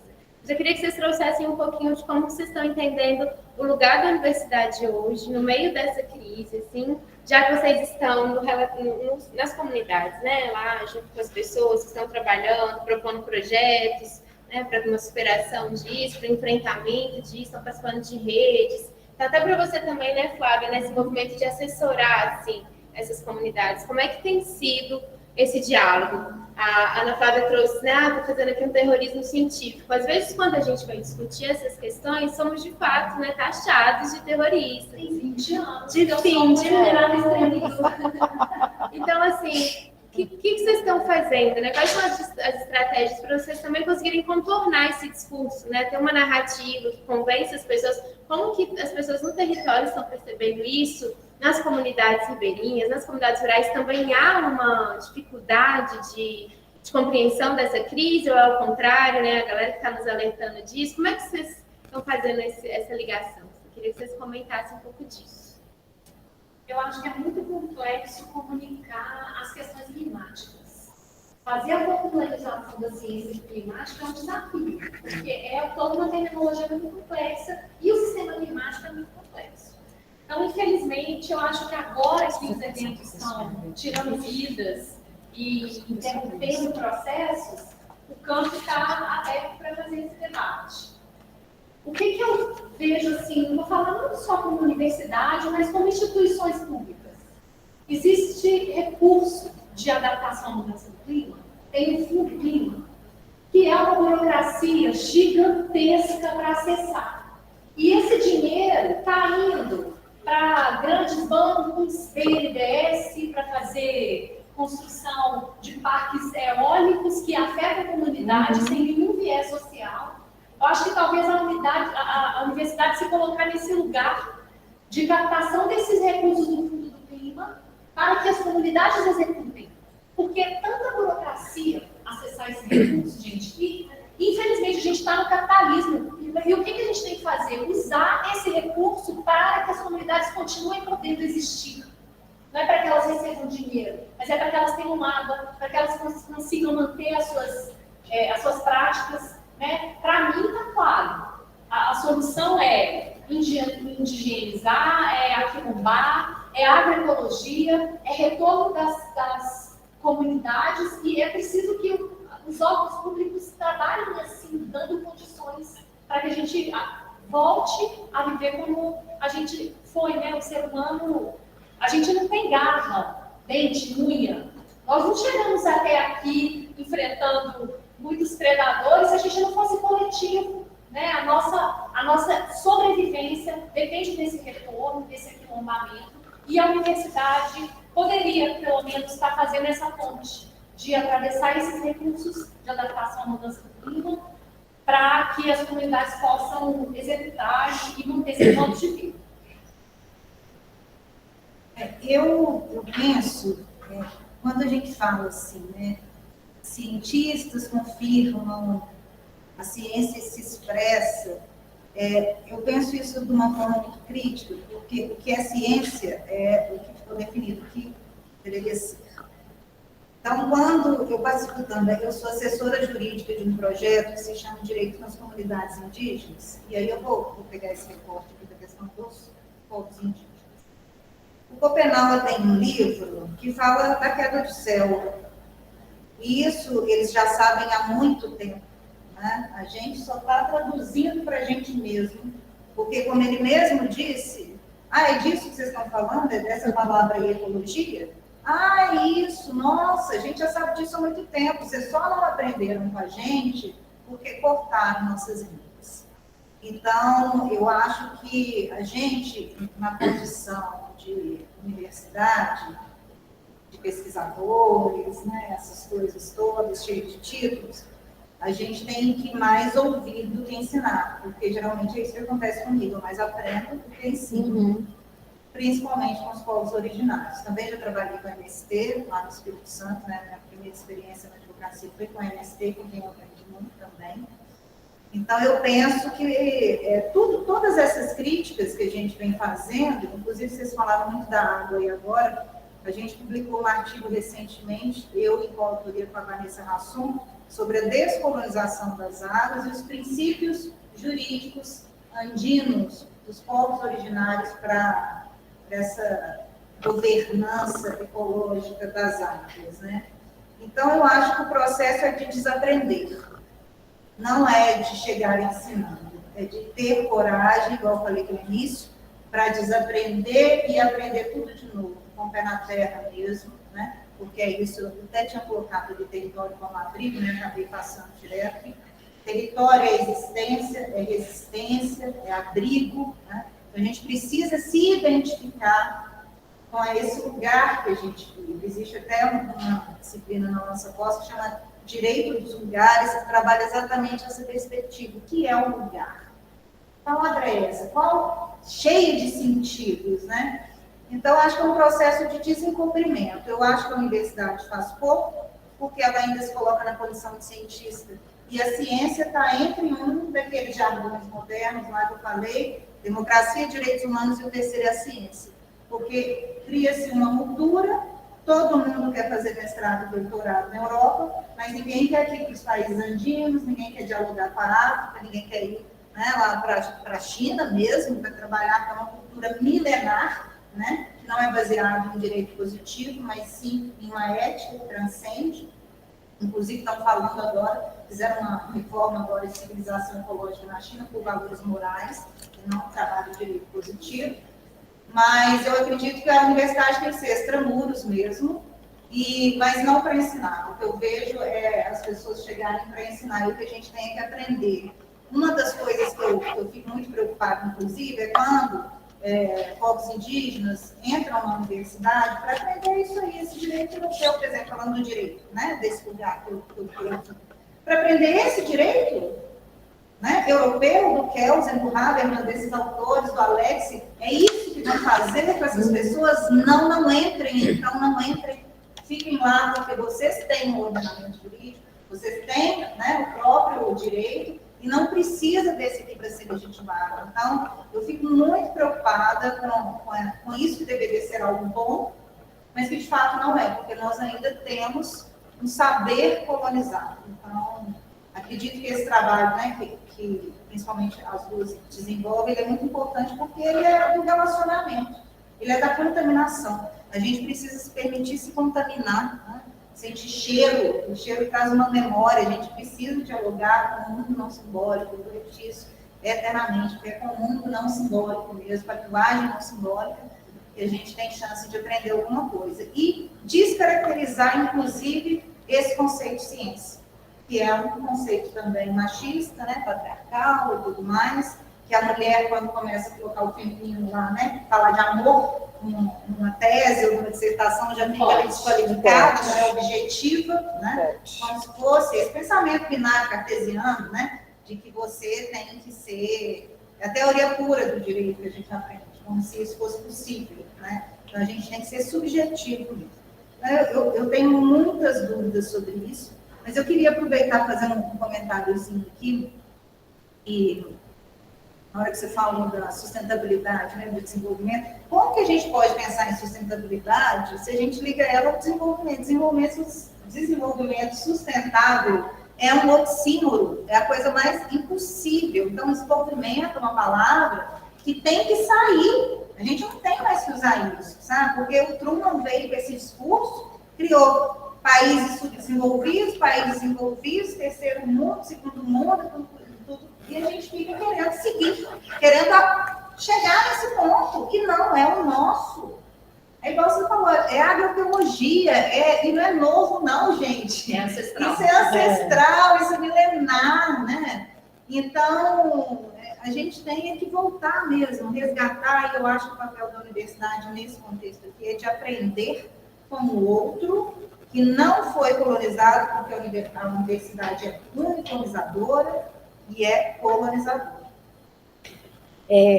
Com relação a isso, eu até tenho uma vivência interessante, porque na faculdade de educação, né, eu tive muitas críticas na tese, inclusive, eu tive que praticamente colocar um capítulo a mais na minha tese, porque a minha banca falou que eu estava sendo ativista demais e cientista de menos.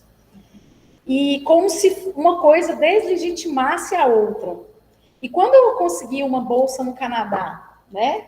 E aí eu falei assim para a universidade, sabe qual que era o nome para quem era direcionado essa bolsa? Para pesquisadores ativistas. E aí eu falei assim, tá vendo? Tá vendo isso aqui? E tanto é que para eu ir, uma das etapas da seleção, o movimento tinha que fazer uma carta contando o meu histórico enquanto ativista, dizendo que eu participava, que eu era representante daquele movimento, uma carta assinada. Então, assim, e sabe quem que me defendeu na minha banca? A minha professora de lá. E parte, né, dos meus orientadores aqui também. Então, ou seja, e ela falou assim, Daniela, eu nunca vi uma coisa dessa. Foram 5 horas de defesa e falaram que eu fui muito ativista. Entendeu? Então, ou seja, como se o ativismo não pudesse entrar na construção científica. Isso é um absurdo. Entendeu? Então, ou seja, eu estou na universidade, né? Aliás, assim, eu acho que a questão da Ana dialoga muito com a minha situação, porque assim, eu não entrei na universidade e falei assim, deixa eu ver o que eu vou pesquisar. Não. A gente é deslegitimado o tempo todo no território. Então, assim, eu falei assim, a ciência para mim, a universidade para mim, sempre foi instrumento de luta. Né? Porque a quem que você está falando? Aí hoje eu falo assim, eu sou doutora. E o senhor? Né? Então, assim, uma coisa que eu jamais falaria numa comunidade, mas numa audiência pública eu coloco lá. Então, ou seja, a universidade me colocou num lugar privilegiado, digamos assim, de luta. Então, hoje, assim, se você quer contestar, nós temos dados científicos para contestar também. E o que eu vejo, assim, a ciência que as empresas produzem? É como se a ciência deles fosse melhor do que a ciência que a universidade produz junto com os movimentos sociais. Entendeu? Então, assim, por que desenvolvimento sustentável? Gente, é uma resposta, inclusive, aos cientistas, que desde 1972 já falava, gente, esse trem não vai dar certo, esse desenvolvimento do jeito que tá, não vai ter jeito. Aí você, então vamos fazer um desenvolvimento assim, né, mais legalzinho? Vamos colocar um nome bacana, né? Vamos colocar desenvolvimento sustentável, né? Porque a palavra sustentabilidade ela é usada hoje para quê? Para legitimar. Vamos colocar um licenciamento. Mas tem o quê? É uma mineração sustentável. Aí você legitimou por causa da palavra sustentável. Entendeu? Então, ou seja, isso é um discurso de poder. A universidade é utilizada também para manipular. A ciência é usada também para manipular. Né? Então, ou seja, qual que é o papel da universidade? Qual tipo de conhecimento a gente está produzindo e a quem? Porque aqui mesmo, nesse momento, tem um monte de projeto nessa universidade que está sendo bancado pela Renova e que não se fala de reparação. Se fala assim, gente, bola para frente, né? Aconteceu. Mas ninguém está falando que no mesmo lugar que passou a lama do Rio Doce, pode passar mais de 50 barragens. Né? O número me foge aqui exatamente, mas pelo menos 30 eu garanto que pode no mesmo lugar. No mesmo lugar. E o silêncio científico de que agora, ó, se romper agora, nesse momento, uma barragem lá em Ouro Preto, que tem uns 10 monstros, tudo sequência. Se romper agora uma barragem lá, você tem 2,5 milhões sem água. Né? Além do fato que a gente está passando por uma situação, né, do quê? De ainda tentar privatizar esse serviço, que é o que o Zema está querendo fazer. Que vários movimentos, sindicatos, movimentos sociais, estão o quê? Nos últimos dias, nessa luta. Né? Porque assim, não basta ter a água, ainda tem a privatização de um direito. Sendo que na nossa Constituição, né, não a água em si, mas a questão de cobrar, né, por um serviço, na nossa, a Política Nacional de Recursos Hídricos, né, a recente, que é de 97, a água, ela deveria ser de uso múltiplo. E a prioridade dela é dessedentação de animais. Aí eu vou te falar como é que acontece a alienação. Eu vou te falar porque eu sou professora de escola pública lá em Acima. E já participei de um monte de programa de deseducação ambiental, de mineradora, que eu chego lá e sabe o que eles fazem? Eles pegam um gráfico da ONU. Quem que consome mais água no mundo, gente? É o agronegócio. Ah lá, olha, a mineração está lá naqueles 22% da indústria. A alienação. Isso aí o Bezerra, Mello, a Celar já chama desinformação organizada. Eles colocam uma informação para te confundir. E os professores né? são obrigados a participar são obrigados, de porque escola pública. escola pública, eu fui obrigada. Se eu não fosse, eu perdia 2 dias de aula que eu já dei. Só para você ter ideia. Vamos lá destrinchar isso? Meus colegas falam assim, nossa, que legal, hein? Eles têm várias ações sustentáveis. Gente... Para! Entendeu? Mas por quê? Só para finalizar essa fala, senão eu vou falar até amanhã, porque isso é um assunto longuíssimo. Mas, assim, só para vocês terem ideia, o tanto que isso dá pano para manga, vamos pegar, então, a nossa consciência geográfica. De onde que vem a nossa água? Quantas pessoas em Belo Horizonte sabem de onde está vindo a nossa água? Porque se você perguntar, eu tenho um aluno de 11, 12 anos, ele vai falar da torneira. E ele vai falar, né? Tá errado? Mas de onde que vem? Ou seja, você sabe que a água de vocês está num território super ameaçado pela mineração? Depois de tudo que a Ana falou aí, eu ia sair daqui pelo menos bem preocupada. Então, ou seja, o que você sabe disso? Então, aí se você for pegar os relatórios de Minas Gerais, sabe quem consome mais água? A mineração. Ah, mas peraí, a Política Nacional de Recursos Hídricos não fala que a prioridade não tem que ser a dessedentação humana de animais? Não, mas em Minas Gerais, quem consome mais não é o agronegócio, não. Aqui não é, não. Aqui no nosso território não é, não. Aí ele colocou uma informação errada com o gráfico da ONU? Não. Mas isso condiz com a realidade de Minas Gerais? Não. Então, ou seja, olha só, e é isso que a gente vive no território. Por isso que a ciência tem uma linha que chama Ciência Cidadã, que a gente trabalha, esse projeto do EduNIT, é sobre ciência cidadã, nesse sentido. Tem a Rede Brasileira de Ciência Cidadã, inclusive, que a gente está fazendo parte. E eu convido vocês a conhecer parte desses projetos também, né? Que é um fazer ciência que ele vem da comunidade e ele é construído junto com a comunidade. Isso é muito interessante também. Bem, olha, a gente tem 2 perguntas aqui no chat. A primeira é da Ananda Martins. Como cobrar efetivamente aos países do norte global a responsabilização e a tomada de ações efetivas no contexto da emergência climática? Faz doutorado na Universidade de Coimbra, em Portugal, e aqui a própria discussão sobre isso é muito atrasada. A universidade, por exemplo, usa o mote da sustentabilidade, enquanto faz parceria com o Banco Santander, aliado das petrolíferas. As vozes dissonantes são a exceção. Fora da universidade, a moda do momento são os carros elétricos. Claro. Então, a COP vai acontecer aí para isso, né? Vão destruir território lá no Brasil, que a gente está aqui em Portugal, então tô nem aí. E quem né? vai para a COP, né, gente? Quem vai para Dubai? Cadê as comunidades tradicionais lá na COP? No órgão máximo de tomada de decisão mundial sobre as questões climáticas. Esse é o grande desafio, assim. Mas eu vou insistir. Eu acho que o fundo do clima, que é porque quem começou a emitir foram os países do norte. Eles são os responsáveis pela crise climática, mas quem está pagando somos nós. E existe um fundo para isso, que chama Fundo Clima, que eu acho que as universidades têm que acessar para disponibilizar para as comunidades, para a sobrevivência mesmo. Agora, um exemplo, né, pegando essa questão de como cobrar, tem um exemplo muito interessante, que é da Articulação Internacional dos Atingidos pela Vale. Né? Eles tentam influenciar as organizações, por exemplo, que financiam projetos envolvendo mineradoras assassinas. Né? Então, ou seja, você tem uma tentativa de influenciar o desinvestimento. Isso é uma coisa interessante. O Cordilheira, inclusive, tem tentado financiamentos internacionais nessa linha, que é a linha da incidência política, e de o quê?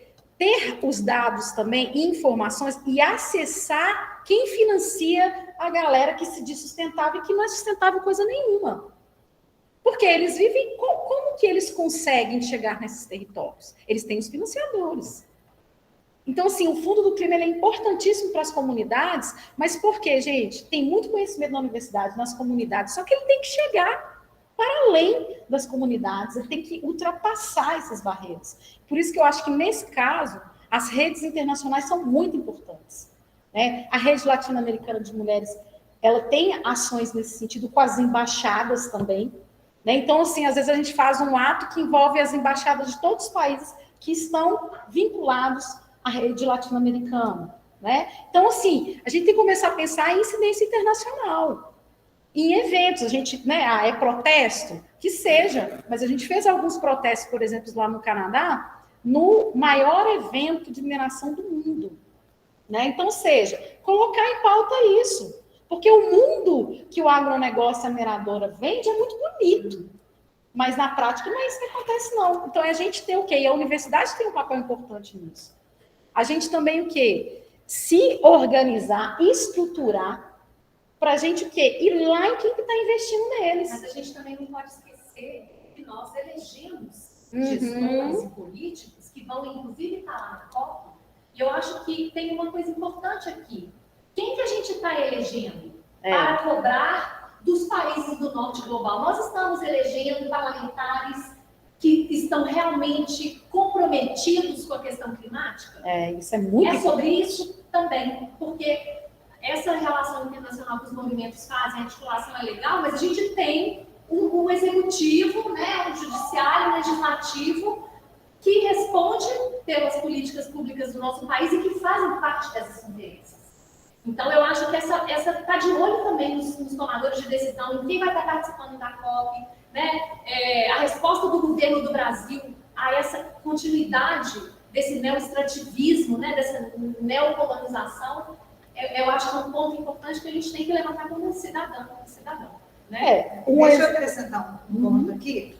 Eu acho que uma das formas de cobrar também, falando aqui da área do direito, pode ser a judicial. Por quê? Nós temos tratados internacionais que dizem respeito às mudanças climáticas. E isso envolve, né, a ampliação do que a gente chama de dimensão ecológica da dignidade da pessoa humana. E não se fala mais só em dignidade da pessoa humana, mas também em dimensão ecológica da dignidade da pessoa humana. Então, ações judiciais, como já acontece na Colômbia, como já acontece no Equador, né, no Brasil também, né, nós já temos movimentações aí no judiciário, também na esfera ativa, por meio de notificação ou qualquer outro procedimento, que você pode cobrar, porque se é tratado internacional que diz respeito a questões ambientais, ele tem peso, né, de emenda constitucional, que o STF já equiparou no Brasil, por exemplo, e em outros países também. É controle de convencionalidade, que chama isso.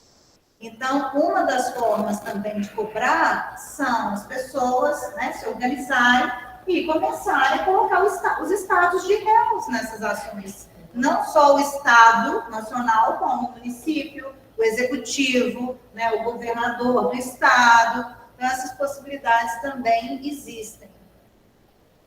Massa, gente. Dona, eu acho que aqui para você consegue responder. A Tatiana está perguntando como participar da rede latino-americana. Acredito que é de Mulheres por Direitos, né? Olha, a rede, na verdade, ela é formada por grupos, né, instituições que são signatárias. Mas tem várias informações da rede. Vou passar rede latino-americana. Eu vou passar o link, que eu acho mais fácil. Que ela pode ter uma noção de como é que é o trabalho dessa rede, tá? Essa rede, ela está nós entramos, inclusive, esse ano, né? Nós entramos como integrante da rede mesmo, porque nós éramos colaboradores, né? O Instituto Cordilheira em si. Então, na verdade, ele é constituído por grupos que já têm um histórico, né, de atuação, que tem essa questão das mulheres, de atuação na América Latina, mas ela pode ter diversas informações lá e a gente convida ela também, né, e quem mais quiser, para fazer parte disso também, tá? Porque, assim, trabalho e serviço, gente, tem demais. Dinheiro não costuma ter muito, não. Mas, assim, não é? Serviço é o que não falta. E sempre são muito bem-vindos, né? A gente pode reunir esses links, essas sugestões de vocês, para a gente postar depois, ou até mandar mesmo para o pessoal que se inscreveu. Aqui, existe alguma pergunta? Alguém quer fazer uma intervenção? Estamos acabando já o tempo, né? Ah, é? E aí? Agora, vai lá, Luiz. Então, primeiro agradecer vocês pelas falas. E aí, pegando o caminho contrário da temporada, também aquela fala de responsabilização dos países do norte. Mas uma coisa que me mexeu muito comigo, quando eu morava em Ouro Preto, né, no período da rádio, no Pena. E as comunidades, né, eu não vou falar das comunidades tradicionais, mas da cidade, da sede. Muita gente teve que ser alojada, variada. E as pessoas foram quase caçadas. Sim. Lá, né? E como que vocês têm visto e têm mobilizado ações, né, e para o direito também, para poder que as pessoas consigam perceber que esse não é o único caminho de viver e de estar no mundo, porque esse tem um impacto fortíssimo da dimensão do capital. Que precisa sobreviver, essa marca que dá aí qualquer outra, né, mineradora que vai trazer o pão para casa. Meu pai está perdendo emprego, meu pai está perdendo emprego por sua causa, por sua causa, por causa dessa marca, né, o que ela fez, o que os mineradores fizeram. Então, assim, para além da responsabilização do norte, né, como é que essa conversa, porque eu acho que talvez com os povos tradicionais isso seria mais fácil, porque na verdade não são essa responsabilização. Das pessoas que estão nessas cidades, nas sedes dos clubes, em quem está vendo o trabalho da Carol, Na verdade, essas comunidades estão vivendo uma epidemia de suicídio, depressão, alcoolismo. Eles não estão colocando isso na conta, não. E, infelizmente, a resposta do Estado àquele crime, eu não sei se você lembra, mas o Pimentel deu uma coletiva de imprensa dentro da Samar. Ele mostrou ali naquele momento para que ele estava trabalhando. E não era na prefeitura, não era no público. E a resposta do governo naquela época, o Pimentel, Dilma e o governador do estado do Espírito Santo, que eu não me lembro, foi criada uma fundação Renova, gerida pela criminosa. Isso inviabilizou qualquer tipo de organização, porque a Renova começou a chegar nos lugares e o cartão Lama, né, digitais, né, para a universidade. Dominou tudo. E aí, exatamente, o lobo tomando conta do galinheiro.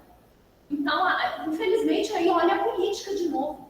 A resposta do governo não foi: as prefeituras vão se organizar e vão falar o dinheiro ir para as prefeituras e das prefeituras. Não. Criou lá uma instituição totalmente gerida pela mineração. A primeira conselho diretor da Renova não tinha ninguém de comunidade. Depois eles até enfiaram um ou outro lá, mas assim... Tanto é que no rompimento da Vale, essa dinâmica foi inaceitável. Né? Teve uma outra constituição. Mas, assim, com relação a isso, você tem todo um caso de minerodependência, né? Que é um conceito também, né? Já está rodando muito aí. O Bruno Milanês fala muito bem disso, inclusive, que é do grupo Poemas, da Universidade do Rio de Janeiro, né? Juiz de Fora.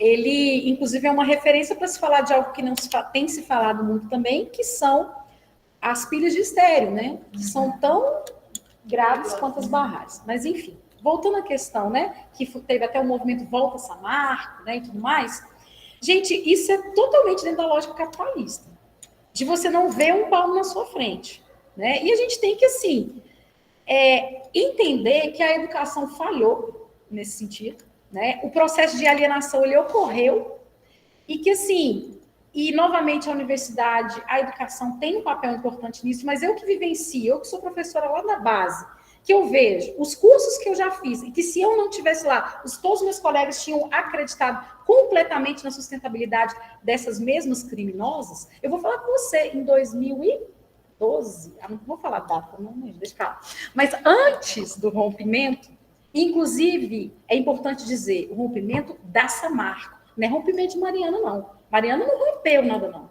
Rompimento da Vale, não é rompimento de Brumadinho, não. Porque tirar o nome da Samarco e colocar Renove foi totalmente estratégico. E lembrar que Samarco é Vale. E lembrar que Samarco é 50% Vale. Então, assim, já né, tem aquela gingada para tentar esconder. Então, assim, o processo, eu acho, mais poderoso é a educação. Isso não é a formação só dos meninos, não. É a formação dos professores. Esse é o processo mais poderoso que tem. Sabe por quê? Eu fiz um curso lá no Córrego do Feijão, antes do rompimento. Saiu 2 ônibus de Riacima. No mesmo ano que aquela mina foi considerada uma referência em sustentabilidade. E passou 2 anos, a mesma mina que estava todos os professores de Riacima lá, naquele mesmo lugar. Você está entendendo? E se eu não tivesse, foi uma briga para a gente, enquanto movimento, conseguir dar uma palestra para os professores para tentar desconstruir todos os absurdos que a mineradora tinha colocado na cabeça da pessoa. Entendeu? Uma deles era essa questão de que, não, gente, quem consome a água é o agronegócio. Agronegócio consome mesmo, muito. Mas aí tem diversas questões, né? Que a gente poderia ficar dias e dias falando sobre isso. Mas, por enquanto, só resumindo a questão dessa desinformação organizada. Eu acho que a coisa mais poderosa é a educação e a formação comunitária. Por quê? Sempre coloca a mineração, os números da mineração, mas é muito estratégico porque não compara. Vamos comparar, então, qual que é o PIB do turismo? Vamos comparar? Quanto que dura um emprego na mineração? Porque, segundo a Organização Mundial do Trabalho, a mineração é a atividade que mais mata, enlouquece e mutila. Como é que ninguém está falando nisso?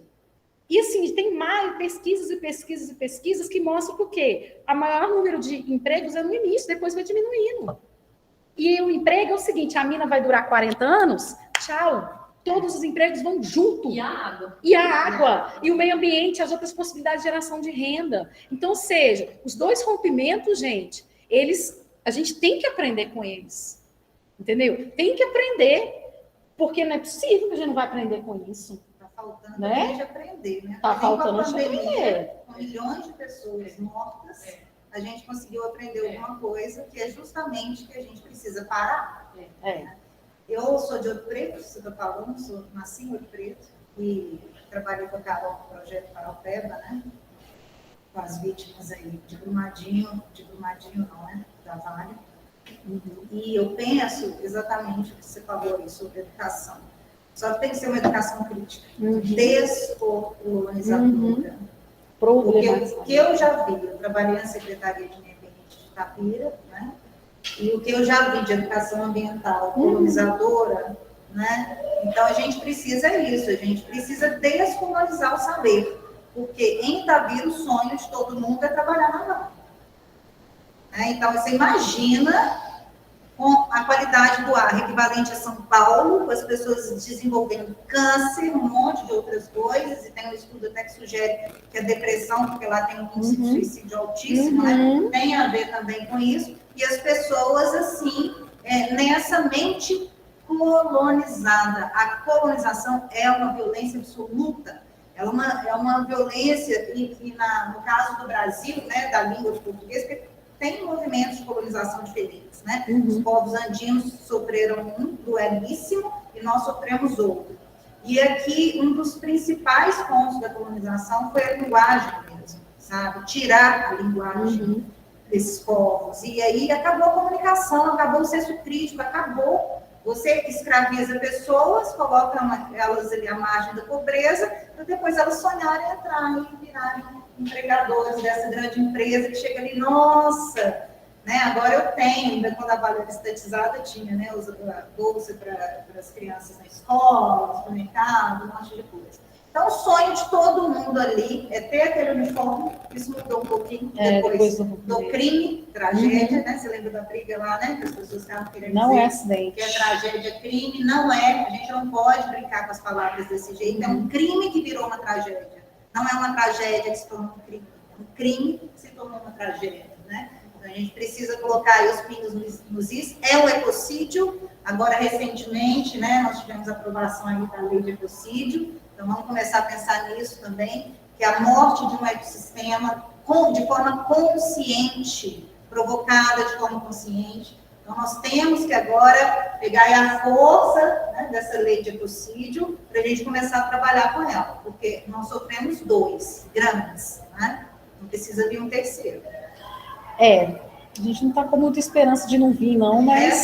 Justamente por isso, porque as pessoas ainda estão com essa mente colonizada. De busca de desenvolvimento, de busca de progresso, né? De achar que você cria que qualidade de vida é status, né? É condição financeira. Então, a gente precisa tirar isso. Mas sabe qual que é o problema? O aparato das grandes corporações, ele é completamente injusto.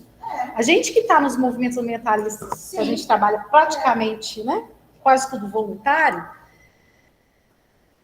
assim, é atropelador. Então, por isso que a questão de ter uma estrutura para contrapor esse discurso, porque esse discurso, gente, assim, rapidamente, só para você ter ideia, Serra do Gandarela, em 2008, quando eu cheguei em Acima, falou, não, gente, vai ter uma mina aqui, não tem como ter parque. Aí formou um movimento, não, vai ter parque, a gente tem os aquíferos, blá, blá, blá. Fez um monte de documento, comprovação científica, blá, blá, blá. Teve o parque, mas sem parte da Serra do Gandarela, né? Só que nessa história toda, só para vocês terem uma ideia, eu não podia levar os meus alunos na Serra do Gandarela, que era em Acima. Mas eu, por querer, um dia eu peguei e falei assim, então nós vamos lá no zoológico. Gente, eu vim em outra cidade. A prefeitura pagou almoço, não sei o quê, para os meninos. Mas na cidade eu não podia ir? Você está entendendo? Ou seja, existe uma parceria das grandes corporações, inclusive com a Secretaria de Educação Municipal. Isso é uma lógica. Para quem quiser, eu não vou... já passou do horário, mas eu fico até a dica, para quem quiser saber mais disso, né? Porque a mineração ela tem um modus operandi também na educação, né? Por exemplo, eu trabalhei um pouquinho disso até na tese, e eu fiz um comparativo até com o Canadá, porque você imagina, não, o Canadá tudo é diferente. Não, lá, por exemplo, tem um material educativo para indígenas, inclusive, por exemplo, tem uma etnia que aí a trancinha é aqui. Aí, no material, a trancinha é aqui, está na língua indígena, está não sei o que lá. Gente, é perverso. Então, existe uma máquina operativa para educação. Entendeu? Não é por acaso, não. Isso virou algo para dominar, porque as escolas são pontos importantes de alienação. Porque essa pessoa do Volta Samarco, né, ela está errada? Gente, ela está alienada. Né? Aí nós vamos culpar ela? Não, tem uma estrutura gigantesca que está fazendo com que ela pense assim. E essa estrutura vai desde o menininho dela, na hora que chegou lá na creche. E quem que vai contrapor isso? Entendeu? Então é muito complexo. Bom, é isso. Mais alguma questão, colocação, gente? Então, agradecer muitíssimo todas vocês, maravilhosas, por discurso, esse tempo nessa tarde, sexta-feira, para conversar aqui com a gente. Tenho certeza que toda essa discussão vai reverberar muito, assim. A gente fez a gravação, a gente vai postar que no ótimo. YouTube, a gente pode escrever Aham. lá essas fontes, né? Esses links, essas informações para eles continuar, né, reverberando. Eu acho que é isso. Só agradecer muito. Vocês querem falar mesmo? Muito obrigada, gente. Obrigada pela oportunidade. É isso, né, gente? A gravação ajuda a gente, né?